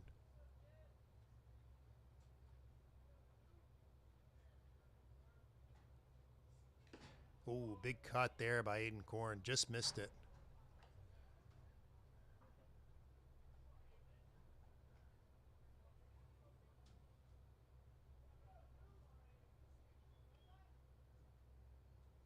I want to thank everybody for tuning in. It looks like we have 19 people on the broadcast, Josh, which is great. Ball's hit off the handle. It might be 2. There's 1, and safe at first. Good job by Aiden Korn hustling down the line. Got jammed on that and hit a little squibbler to short, so that kind of helped in terms of not getting the double play. It wasn't hit very hard. And Dickinson will step in with runners at first and third. 2 outs now, though, for the Bobcats. Marcus Sanders looking to work out of trouble here with no more damage. It is 8-1 Bobcats here in the 6th. Throw to first. The throws to first, some of them have looked routine, but other ones are catching the Bobcats running over there. So never know what's going to happen over there at first.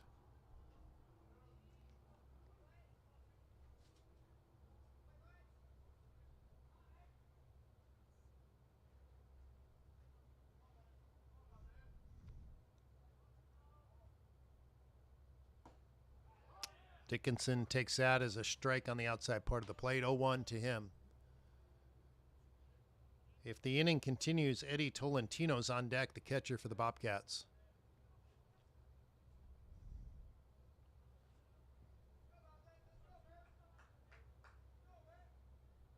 There goes Aiden Korn, and the ball's hit. Oh, nice play at first base. Great play by Diego Aponte. Saves a run, maybe two. So that'll do it for the Bobcats. Good play defensively for St. Pete. And we go into the 7th inning, 8-1 Bobcats.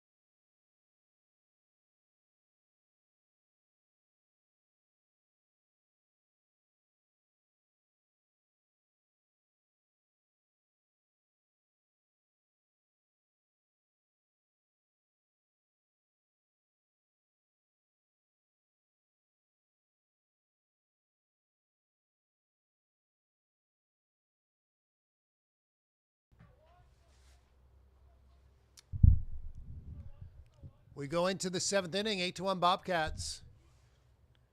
Nick Del Negro will stay on the mound for the Bobcats. Savarese started the game, did a good job, and Del Negro's been on in relief.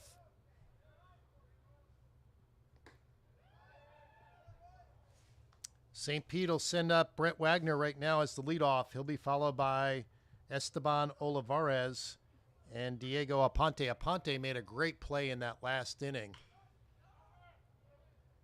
Diving play to save a ball from going down the line, and it would have been probably 2 more runs for the Bobcats if he doesn't make that play.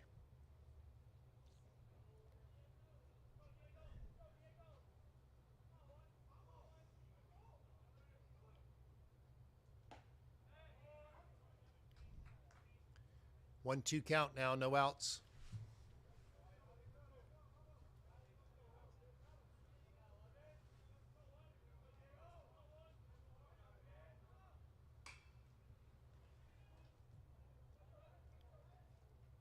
Ooh, that ball's caught behind. Nice play over there. That was Castillo at third with a good play. I think I got mixed up in my lineup. That was Aponte leading off. This is Carlos Sanchez now, the catcher. Sorry about that. So it's Aponte who just flied out. It'll be Sanchez now, and it'll be Dylan Andino on deck.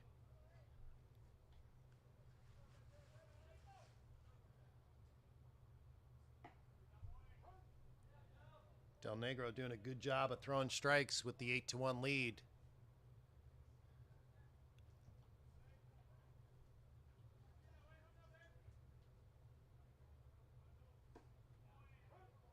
Little off-speed pitch there, and it's quickly 0-2.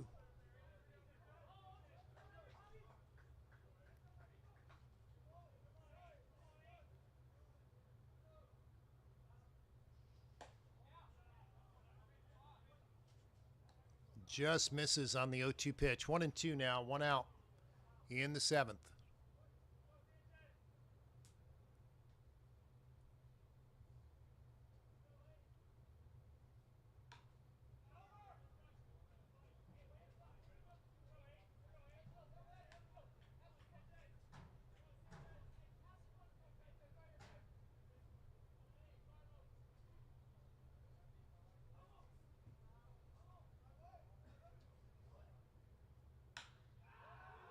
Good piece of hitting there. That's going to get down, and Korn will cut it off.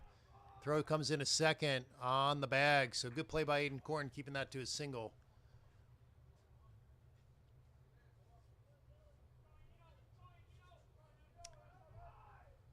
Nice piece of hitting there by Sanchez, and Adino now will step in, the left fielder for St. Pete. St. Pete now with 5 hits. Only the 1 run on the board. Been a well-played defensive game. No errors on either side. Seen some good defensive plays. Adino just misses that one straight back.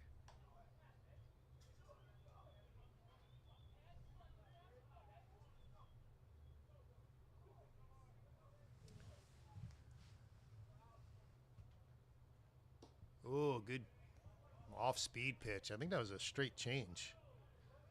0-2 the count. Tristan, I saw the new technology where Coach Coleman can hit a button and it signals into the pitcher and the catcher, or just the catcher? Both at the same time. Base runner going. Good throw, and they got him. Wow. Nice throw by Tolentino, using the turf for that short hop.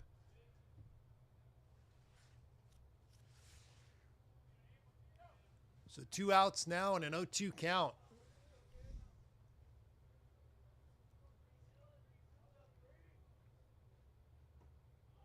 Another slow off-speed pitch. I think that was Habuto with the tag, too, and that was a quick tag. He got that short hop off the turf. It was a bang-bang play. Everything needed to work right there. Good throw and a good tag. And that ball is lifted out of play. Nobody's going to get that one. Yeah, so the new technology I've seen now, Coach Coleman can hit a button and he doesn't have to give any more hand signals, and that call will come right into the pitcher and to the catcher. I think it lets them know the pitch and the location, correct, Tristan? Yeah. So, for example, that probably said curveball in the dirt inside. Wouldn't say in the dirt, but it would say inside.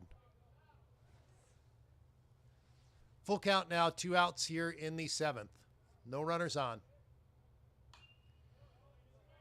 Ball's fouled away. So Andino is staying alive here, fighting some pitches off. Yeah, I think Coach Coleman just lost that little clicker. He was playing with it. Oh, nice piece of hitting there by Andino.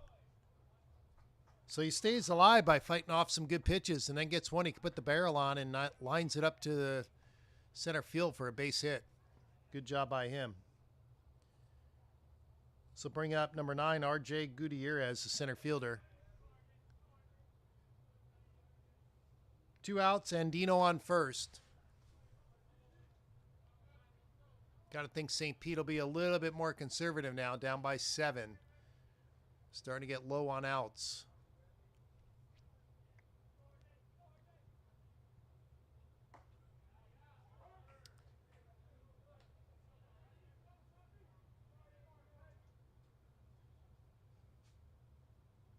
Tristan, you guys still use the Yakertech system for the data metrics? Yeah, we do.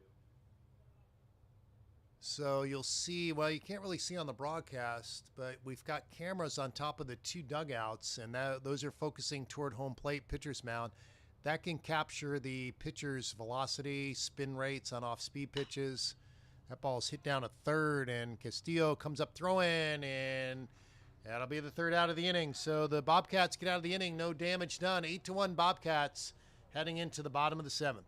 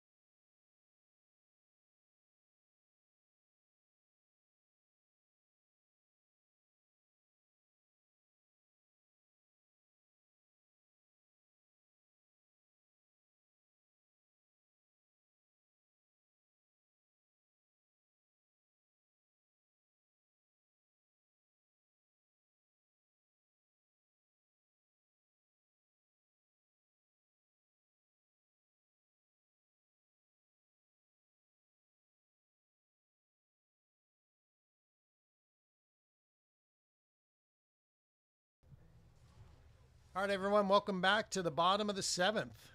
Bobcats will send up Tolentino, Busat, and Habuda. Those are your 3 scheduled hitters. Bobcats haven't scored in a couple innings. They do have an 8-1 lead, though. Last couple innings, Bobcats have had a single to lead off the inning, but have tried to stretch it into a double and have gotten thrown out at second in both innings. It's good baseball, though. You want to be aggressive when you're up 8-1.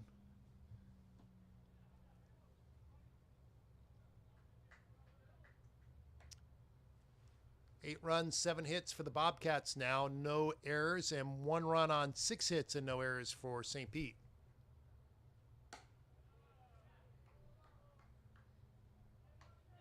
Good eye by Tolentino. Works the count to 3-0 now.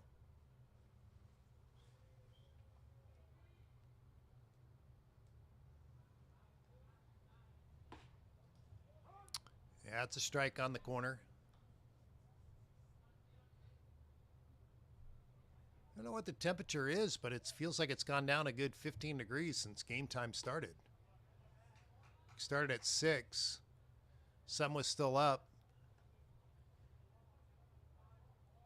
Fairly comfortable, though, if you got a jacket or a sweatshirt, as Tolentino goes to first. Leadoff walk. And Busat will step in the DH tonight.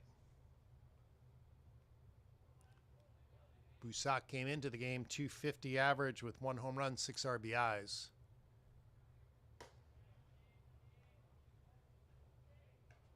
Bobcats have 6 guys in the starting lineup. First 6 hitters actually have all hit home runs, at least 1 so far this year. Aiden Korn now with his 4th. He'll lead the team. D'Altrui's got 3 now because he's got 1 tonight. Tolentino has 2. DeGespie's got 2. And Busat and Dickerson each have 1. I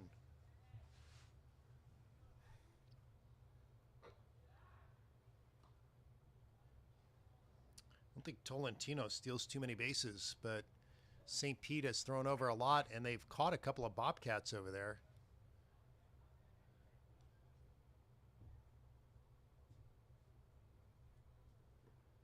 Sometimes with those crafty left-handers, the base runners will go on a first movement, and I think that's what caught a couple of them tonight.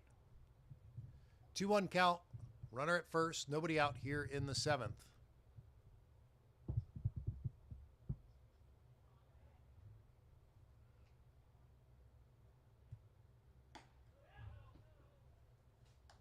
Looks like we're up to 27 people on our broadcast. I want to thank everybody for tuning in.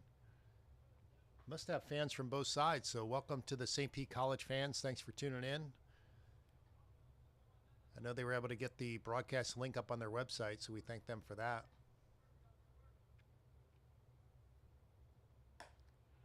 Ooh, throw to first. No. Did see Carlos Sanchez has made a couple of really strong throws over there to first. He's had a good game behind the plate here for St. Pete. A couple of good blocks in the dirt. Have saved a couple of runners from moving up. Probably a couple of runs scored in previous innings.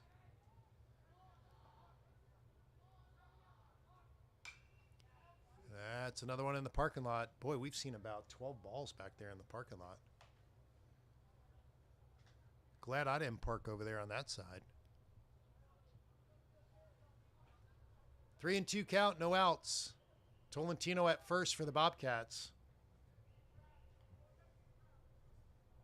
Habuda's on deck.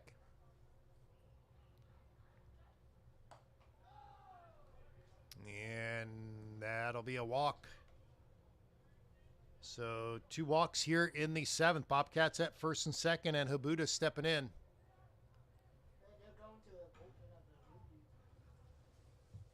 We do have action in the St. Pete bullpen. Josh, if you can get me a number, we'll see if they make a move here.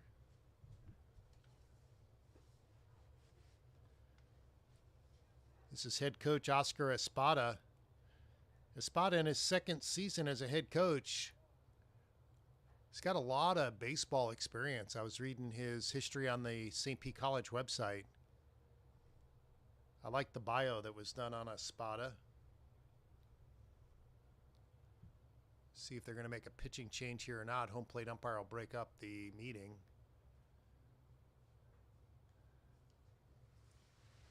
Got a chance to talk to Coach Espada for at least a minute before the game. Very nice coach. Runs a good program here at St. Pete.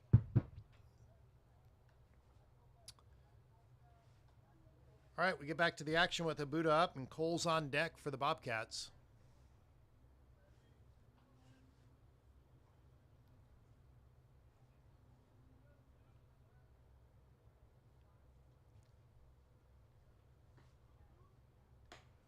Ball's inside. Marcus Sanders, the pitcher for St. Pete's, looking for a nice two-hopper off the AstroTurf here. See if he can get a double play.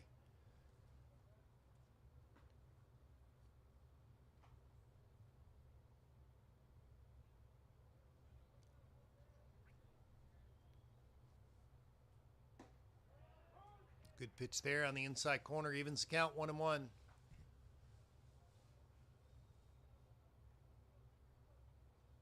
Game is kind of evened out here the last few innings. We had a lot of scoring in the first couple. The Bobcats took a 6-1 lead in the second. They had a solo home run in the first by Aiden Korn and then a grand slam by Trui in the second inning. Abuda swings through that, so it's 1-2. So it was 6-1, and then the Bobcats picked up a couple runs on a little looper in a right that St. Pete couldn't come up with. And that's your scoring. That resulted in the 8 runs for the Bobcats. Ball's off the hands. That's going to be a infield fly rule. Yep, good call, Josh. Runners at first and second, infield fly rule in effect. And that is an out. So first out of the 7th. Now Cole will step in with 1 out. First runners at first and second. And we are going to get a pitching change as Coach Oscar Espada comes out for his second trip. That'll do it for Marcus Sanders. And we'll have a pitching change. We'll come back in a few minutes with your new pitcher for St. Pete College.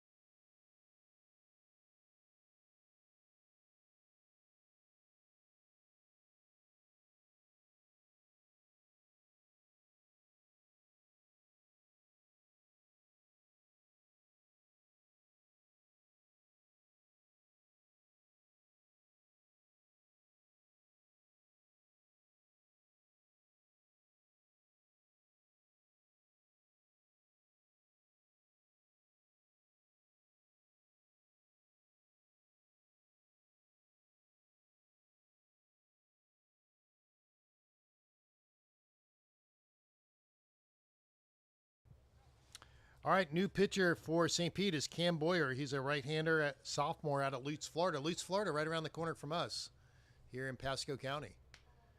So he'll face Cole, and on deck Castillo for the Bobcats with one out here in the 7th. Runners are at first and second. 8-1 Bobcat lead.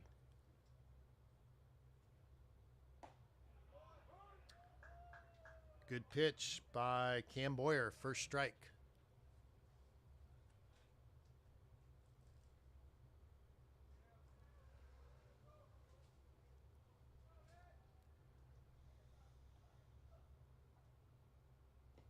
Ooh, that ball's in the dirt, and Bobcats are going to move up. Runners at second and third now. Sanchez couldn't come up with that one in the dirt. Good scoring opportunity here for the Bobcats with only one out now. Runners at second and third. See if Cole can get something he can drive to the outfield, at least get a sacrifice fly out of it, and drive in a run.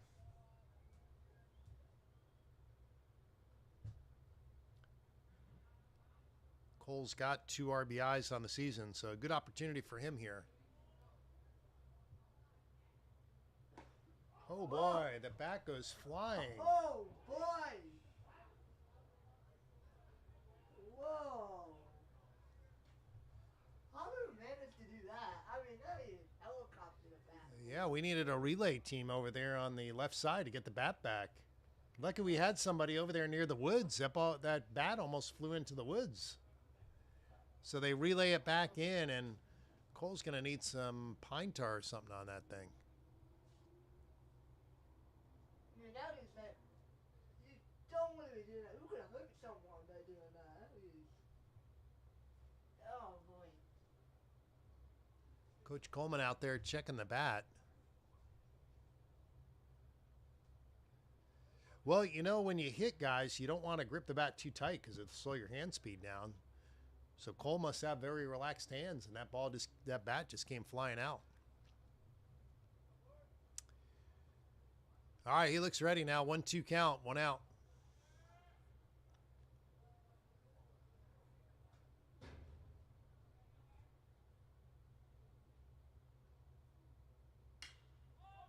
And that one's Sky. I don't know if this can be deep enough. Runners are going to tag. And that will be deep enough. So good job by Cole there. That'll be the 9th run for the Bobcats on the sacrifice fly. Credit Cole with an RBI. That's 9. Yep. You know, I've had a bat fly out of my hands. It's not a comfortable feeling because you're not used to that. So Cole did a good job of regrouping there. Oh, well. That's the wrong one. That's why I was looking at it awkwardly.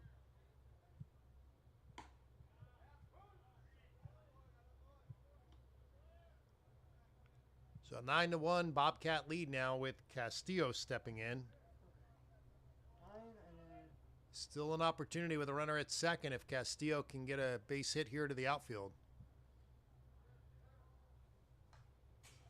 Swings through that one.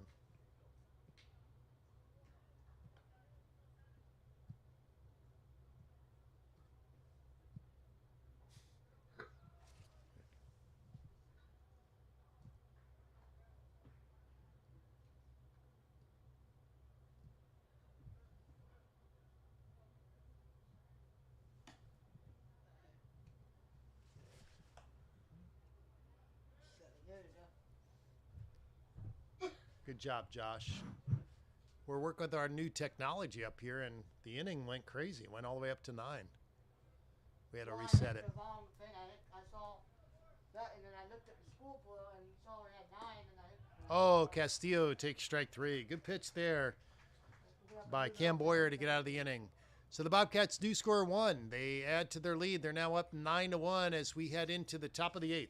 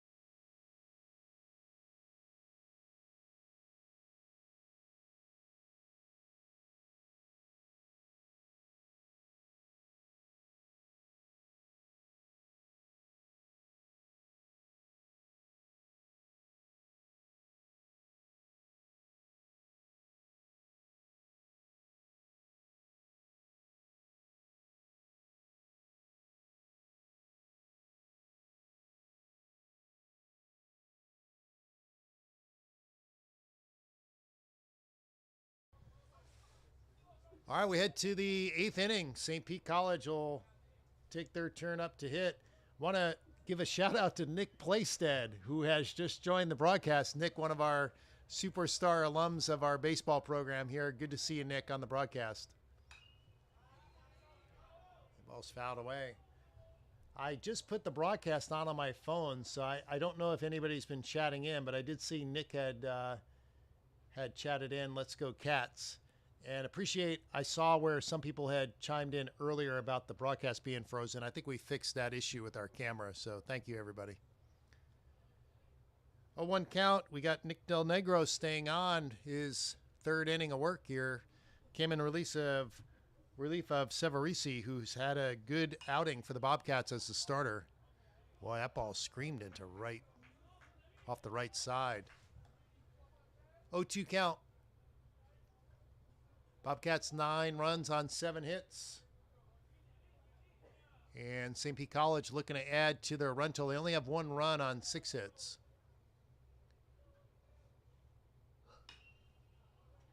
Ball's fouled away.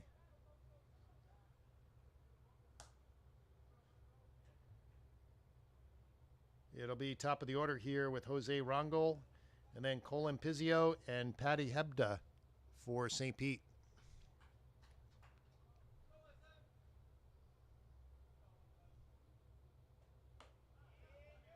Speed pitch a little too high. 1-2 count.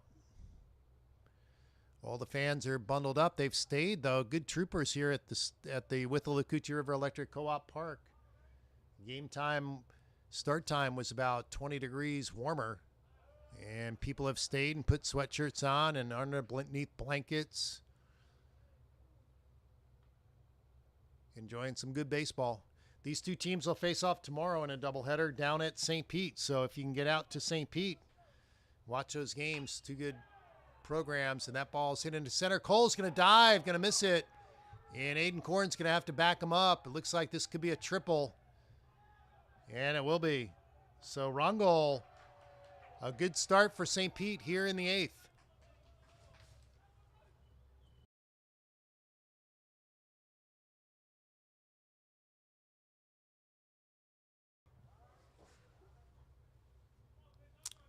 Coach Coleman going to make a trip to the mound here. Yeah, it looks like we're going to have a pitching change. I see the gate opening, and I'm not sure who's going to come in, but when we get a number, we'll give you that update.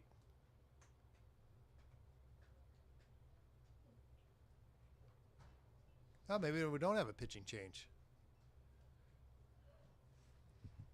Coach Coleman, in his 5th season here with the Bobcats, has an overall record of 219 wins, 125 losses, and 1 tie. Coach Coleman, also an alumni of the baseball program, and then came back to be an assistant coach under Steve Winterling. We've only had 2 coaches here at Pasco-Hernando State College. Steve Winterling staying on now as our athletic director, and Coach Coleman in his 5th season. So Del Negro stay on, runner at 3rd. He might have told Del Negro not to worry about the runner at 3rd, just keep throwing strikes, because now it's a matter of outs for the Bobcats. They're 6 outs away from the win, and whether they win by 8 runs or 7 runs is not really a big issue. So Del Negro does throw a strike, 1-1 the count. Might have wanted to tell his infielders too, play back. Just give up the run, let him score. Get the out at first. Good pitch on the corner, so 1-2 count now. Of course, the infielders playing back, they can get to more balls. You don't want to give up more hits and have more base runners. You're just trading outs here for runs.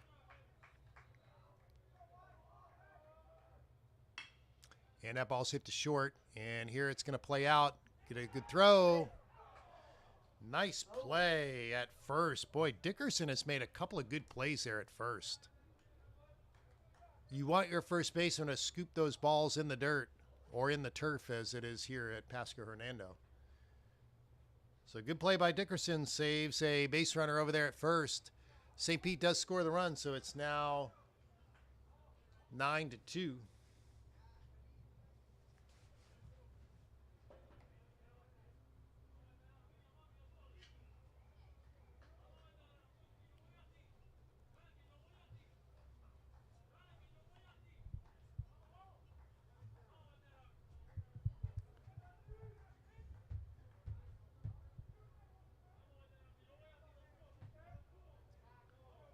We have a pinch hitter here for St. Pete. It's going to be Martinez. So Martinez pinch hitting. This will be his first at bat of the game. He's going to take a strike from Del Negro. Coach Coleman positioning his outfielders. I think he doesn't want anything over their heads. Keep them out of scoring position. So he backed them up a little bit.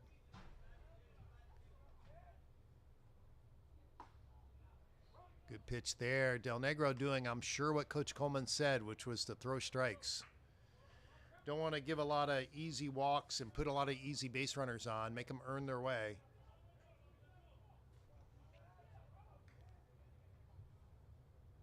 Oh, good pitch by Del Negro.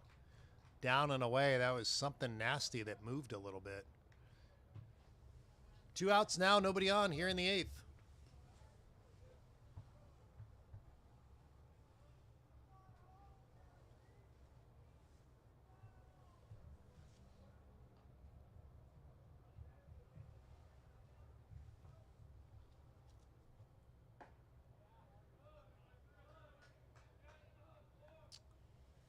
Brett Wagner, the third baseman, in now for St. Pete.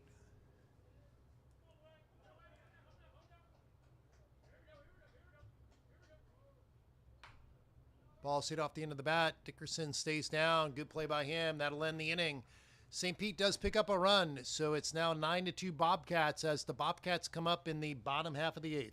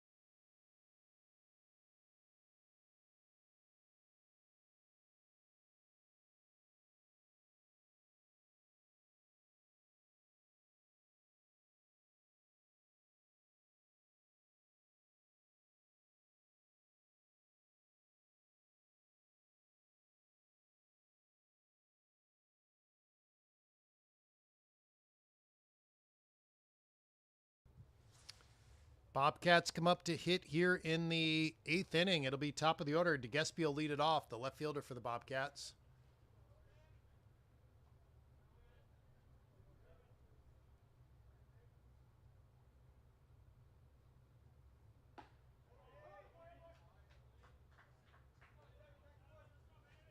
Cam Boyer continues on the mound for St. Pete.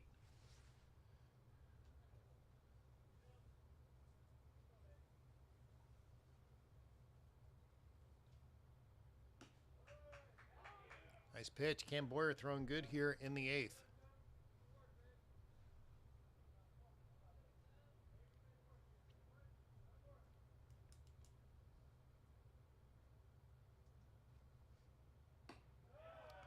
Well, he makes quick work out of DeGespie here, the leadoff hitter in the 8th.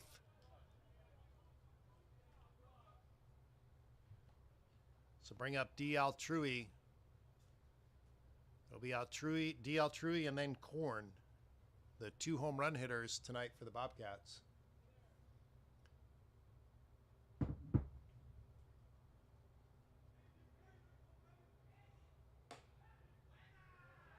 Ball misses up high, 1-0 count.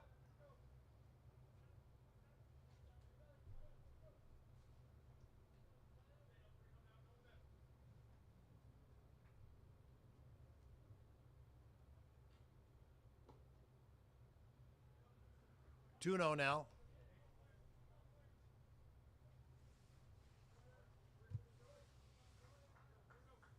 Again, these two teams play a doubleheader tomorrow. 1 o'clock and 4 o'clock are the game times.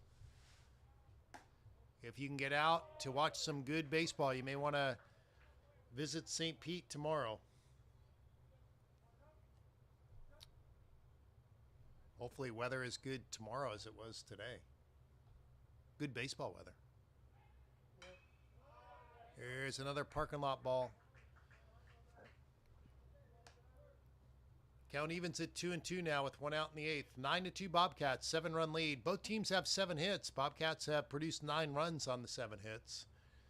St. Pete only 2 runs on their 7 hits. No errors for either team.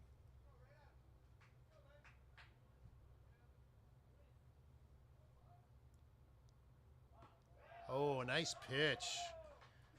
Cam Boyer throwing really good here. Nice off-speed pitch there. Second strikeout of the inning.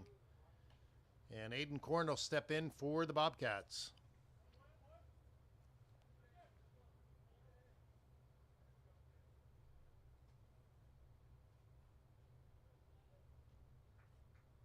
Korn 1 for 3 with a walk tonight. The one hit was a home run in the first.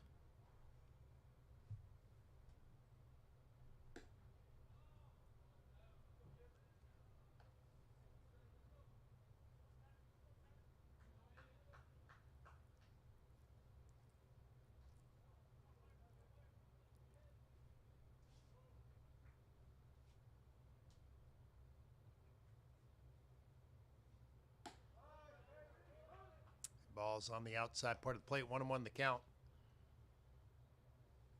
Aiden probably looking for something in the middle or in that he could pull. So good job by Cam Boyer staying outside.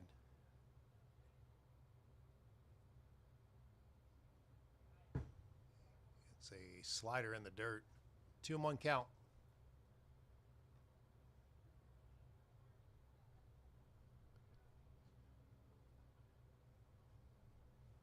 Two outs, but if the inning continues, Luke Dickerson on deck for the Bobcats.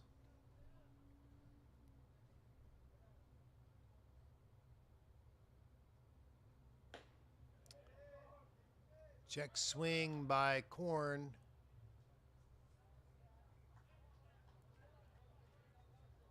I think they called that a strike, so 2-2 count now on Aiden Korn.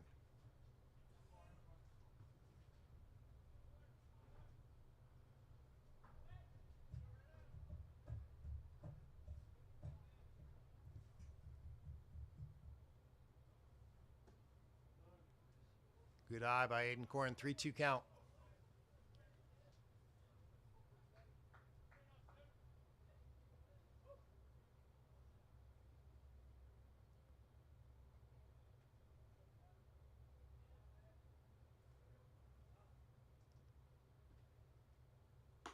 Oh, Korn swung through that.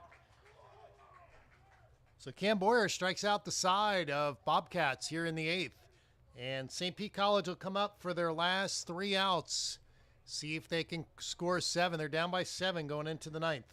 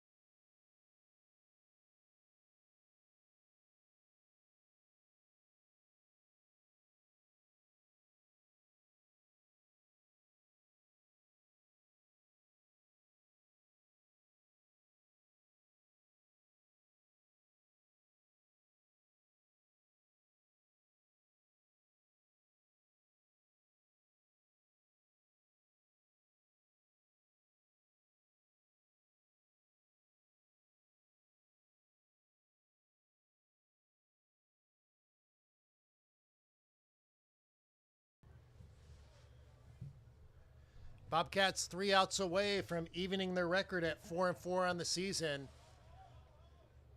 St. Pete College looking to score at least 7, see if they can tie it up here.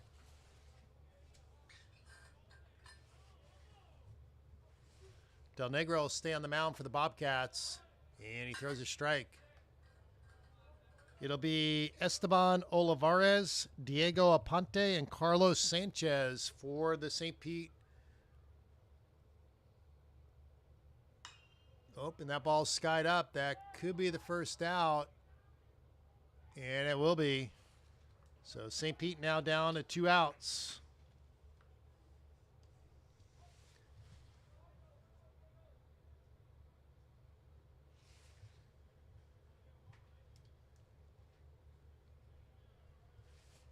Diego Aponte stepping in. He had a great play. I would say Aponte had the best defensive play of the game. He outstretched and grabbed a ball that was going down the right field line and saved a couple of runs a couple innings ago.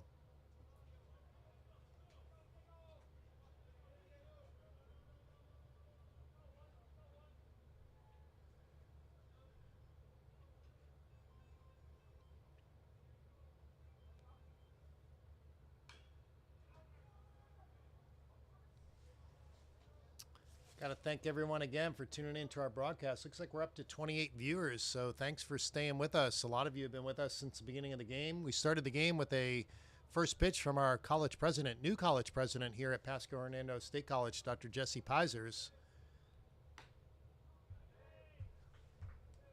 Want to thank Tyler and James for setting up our broadcast for today. Those guys do a great job on their AV work. We've had Tristan on the camera and on music between innings, and we've had Josh on the scoreboard doing a good job.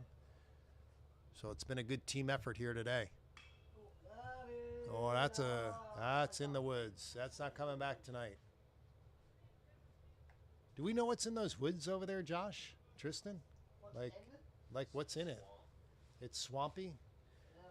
Probably a lot of snakes in there too then. Should just leave that. Probably don't go back there that often. Yeah, we don't want to look. 2-2 the count. And ball's line. I think Cole's got a beat on it. He does. That's the second out. So St. Pete down to their last out. What will this make the record? Now, has anybody seen real bobcats out there in the woods? No. You haven't seen a real bobcat up there? No. I haven't seen anything, honestly, in the woods. I still gotta, before I retire, I want to get a big bobcat out on the hill there. Not a real one, like a fake one. It's gonna have to be big though, so you can see it. Yeah. Like a statue? Good job by Del Negro throwing strikes here. Like a statue like this? Yeah, we'll put a big bobcat statue out there. We could light them up, but we could just light them up at night. Can we even access that back there from the campus? 0-2 is the count now. St. Pete down to their last strike.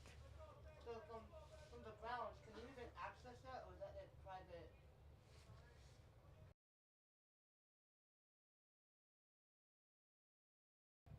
That ball skied up. It looks like Castillo will take it for the third out, and that's your Bobcat win. So the Bobcats' final score, 9-2 over St. Pete College. Good game for them. Good pitching, good defense. No errors for either team. And the Bobcats, of course, with 2 big home runs to score early, and then a couple runs later on, they win it by a score of 9-2. Thanks, everyone, for joining us. It's been a fun night here at Pasco-Hernando State College. And we'll see you the next time on Bobcat Baseball. Thanks, everyone.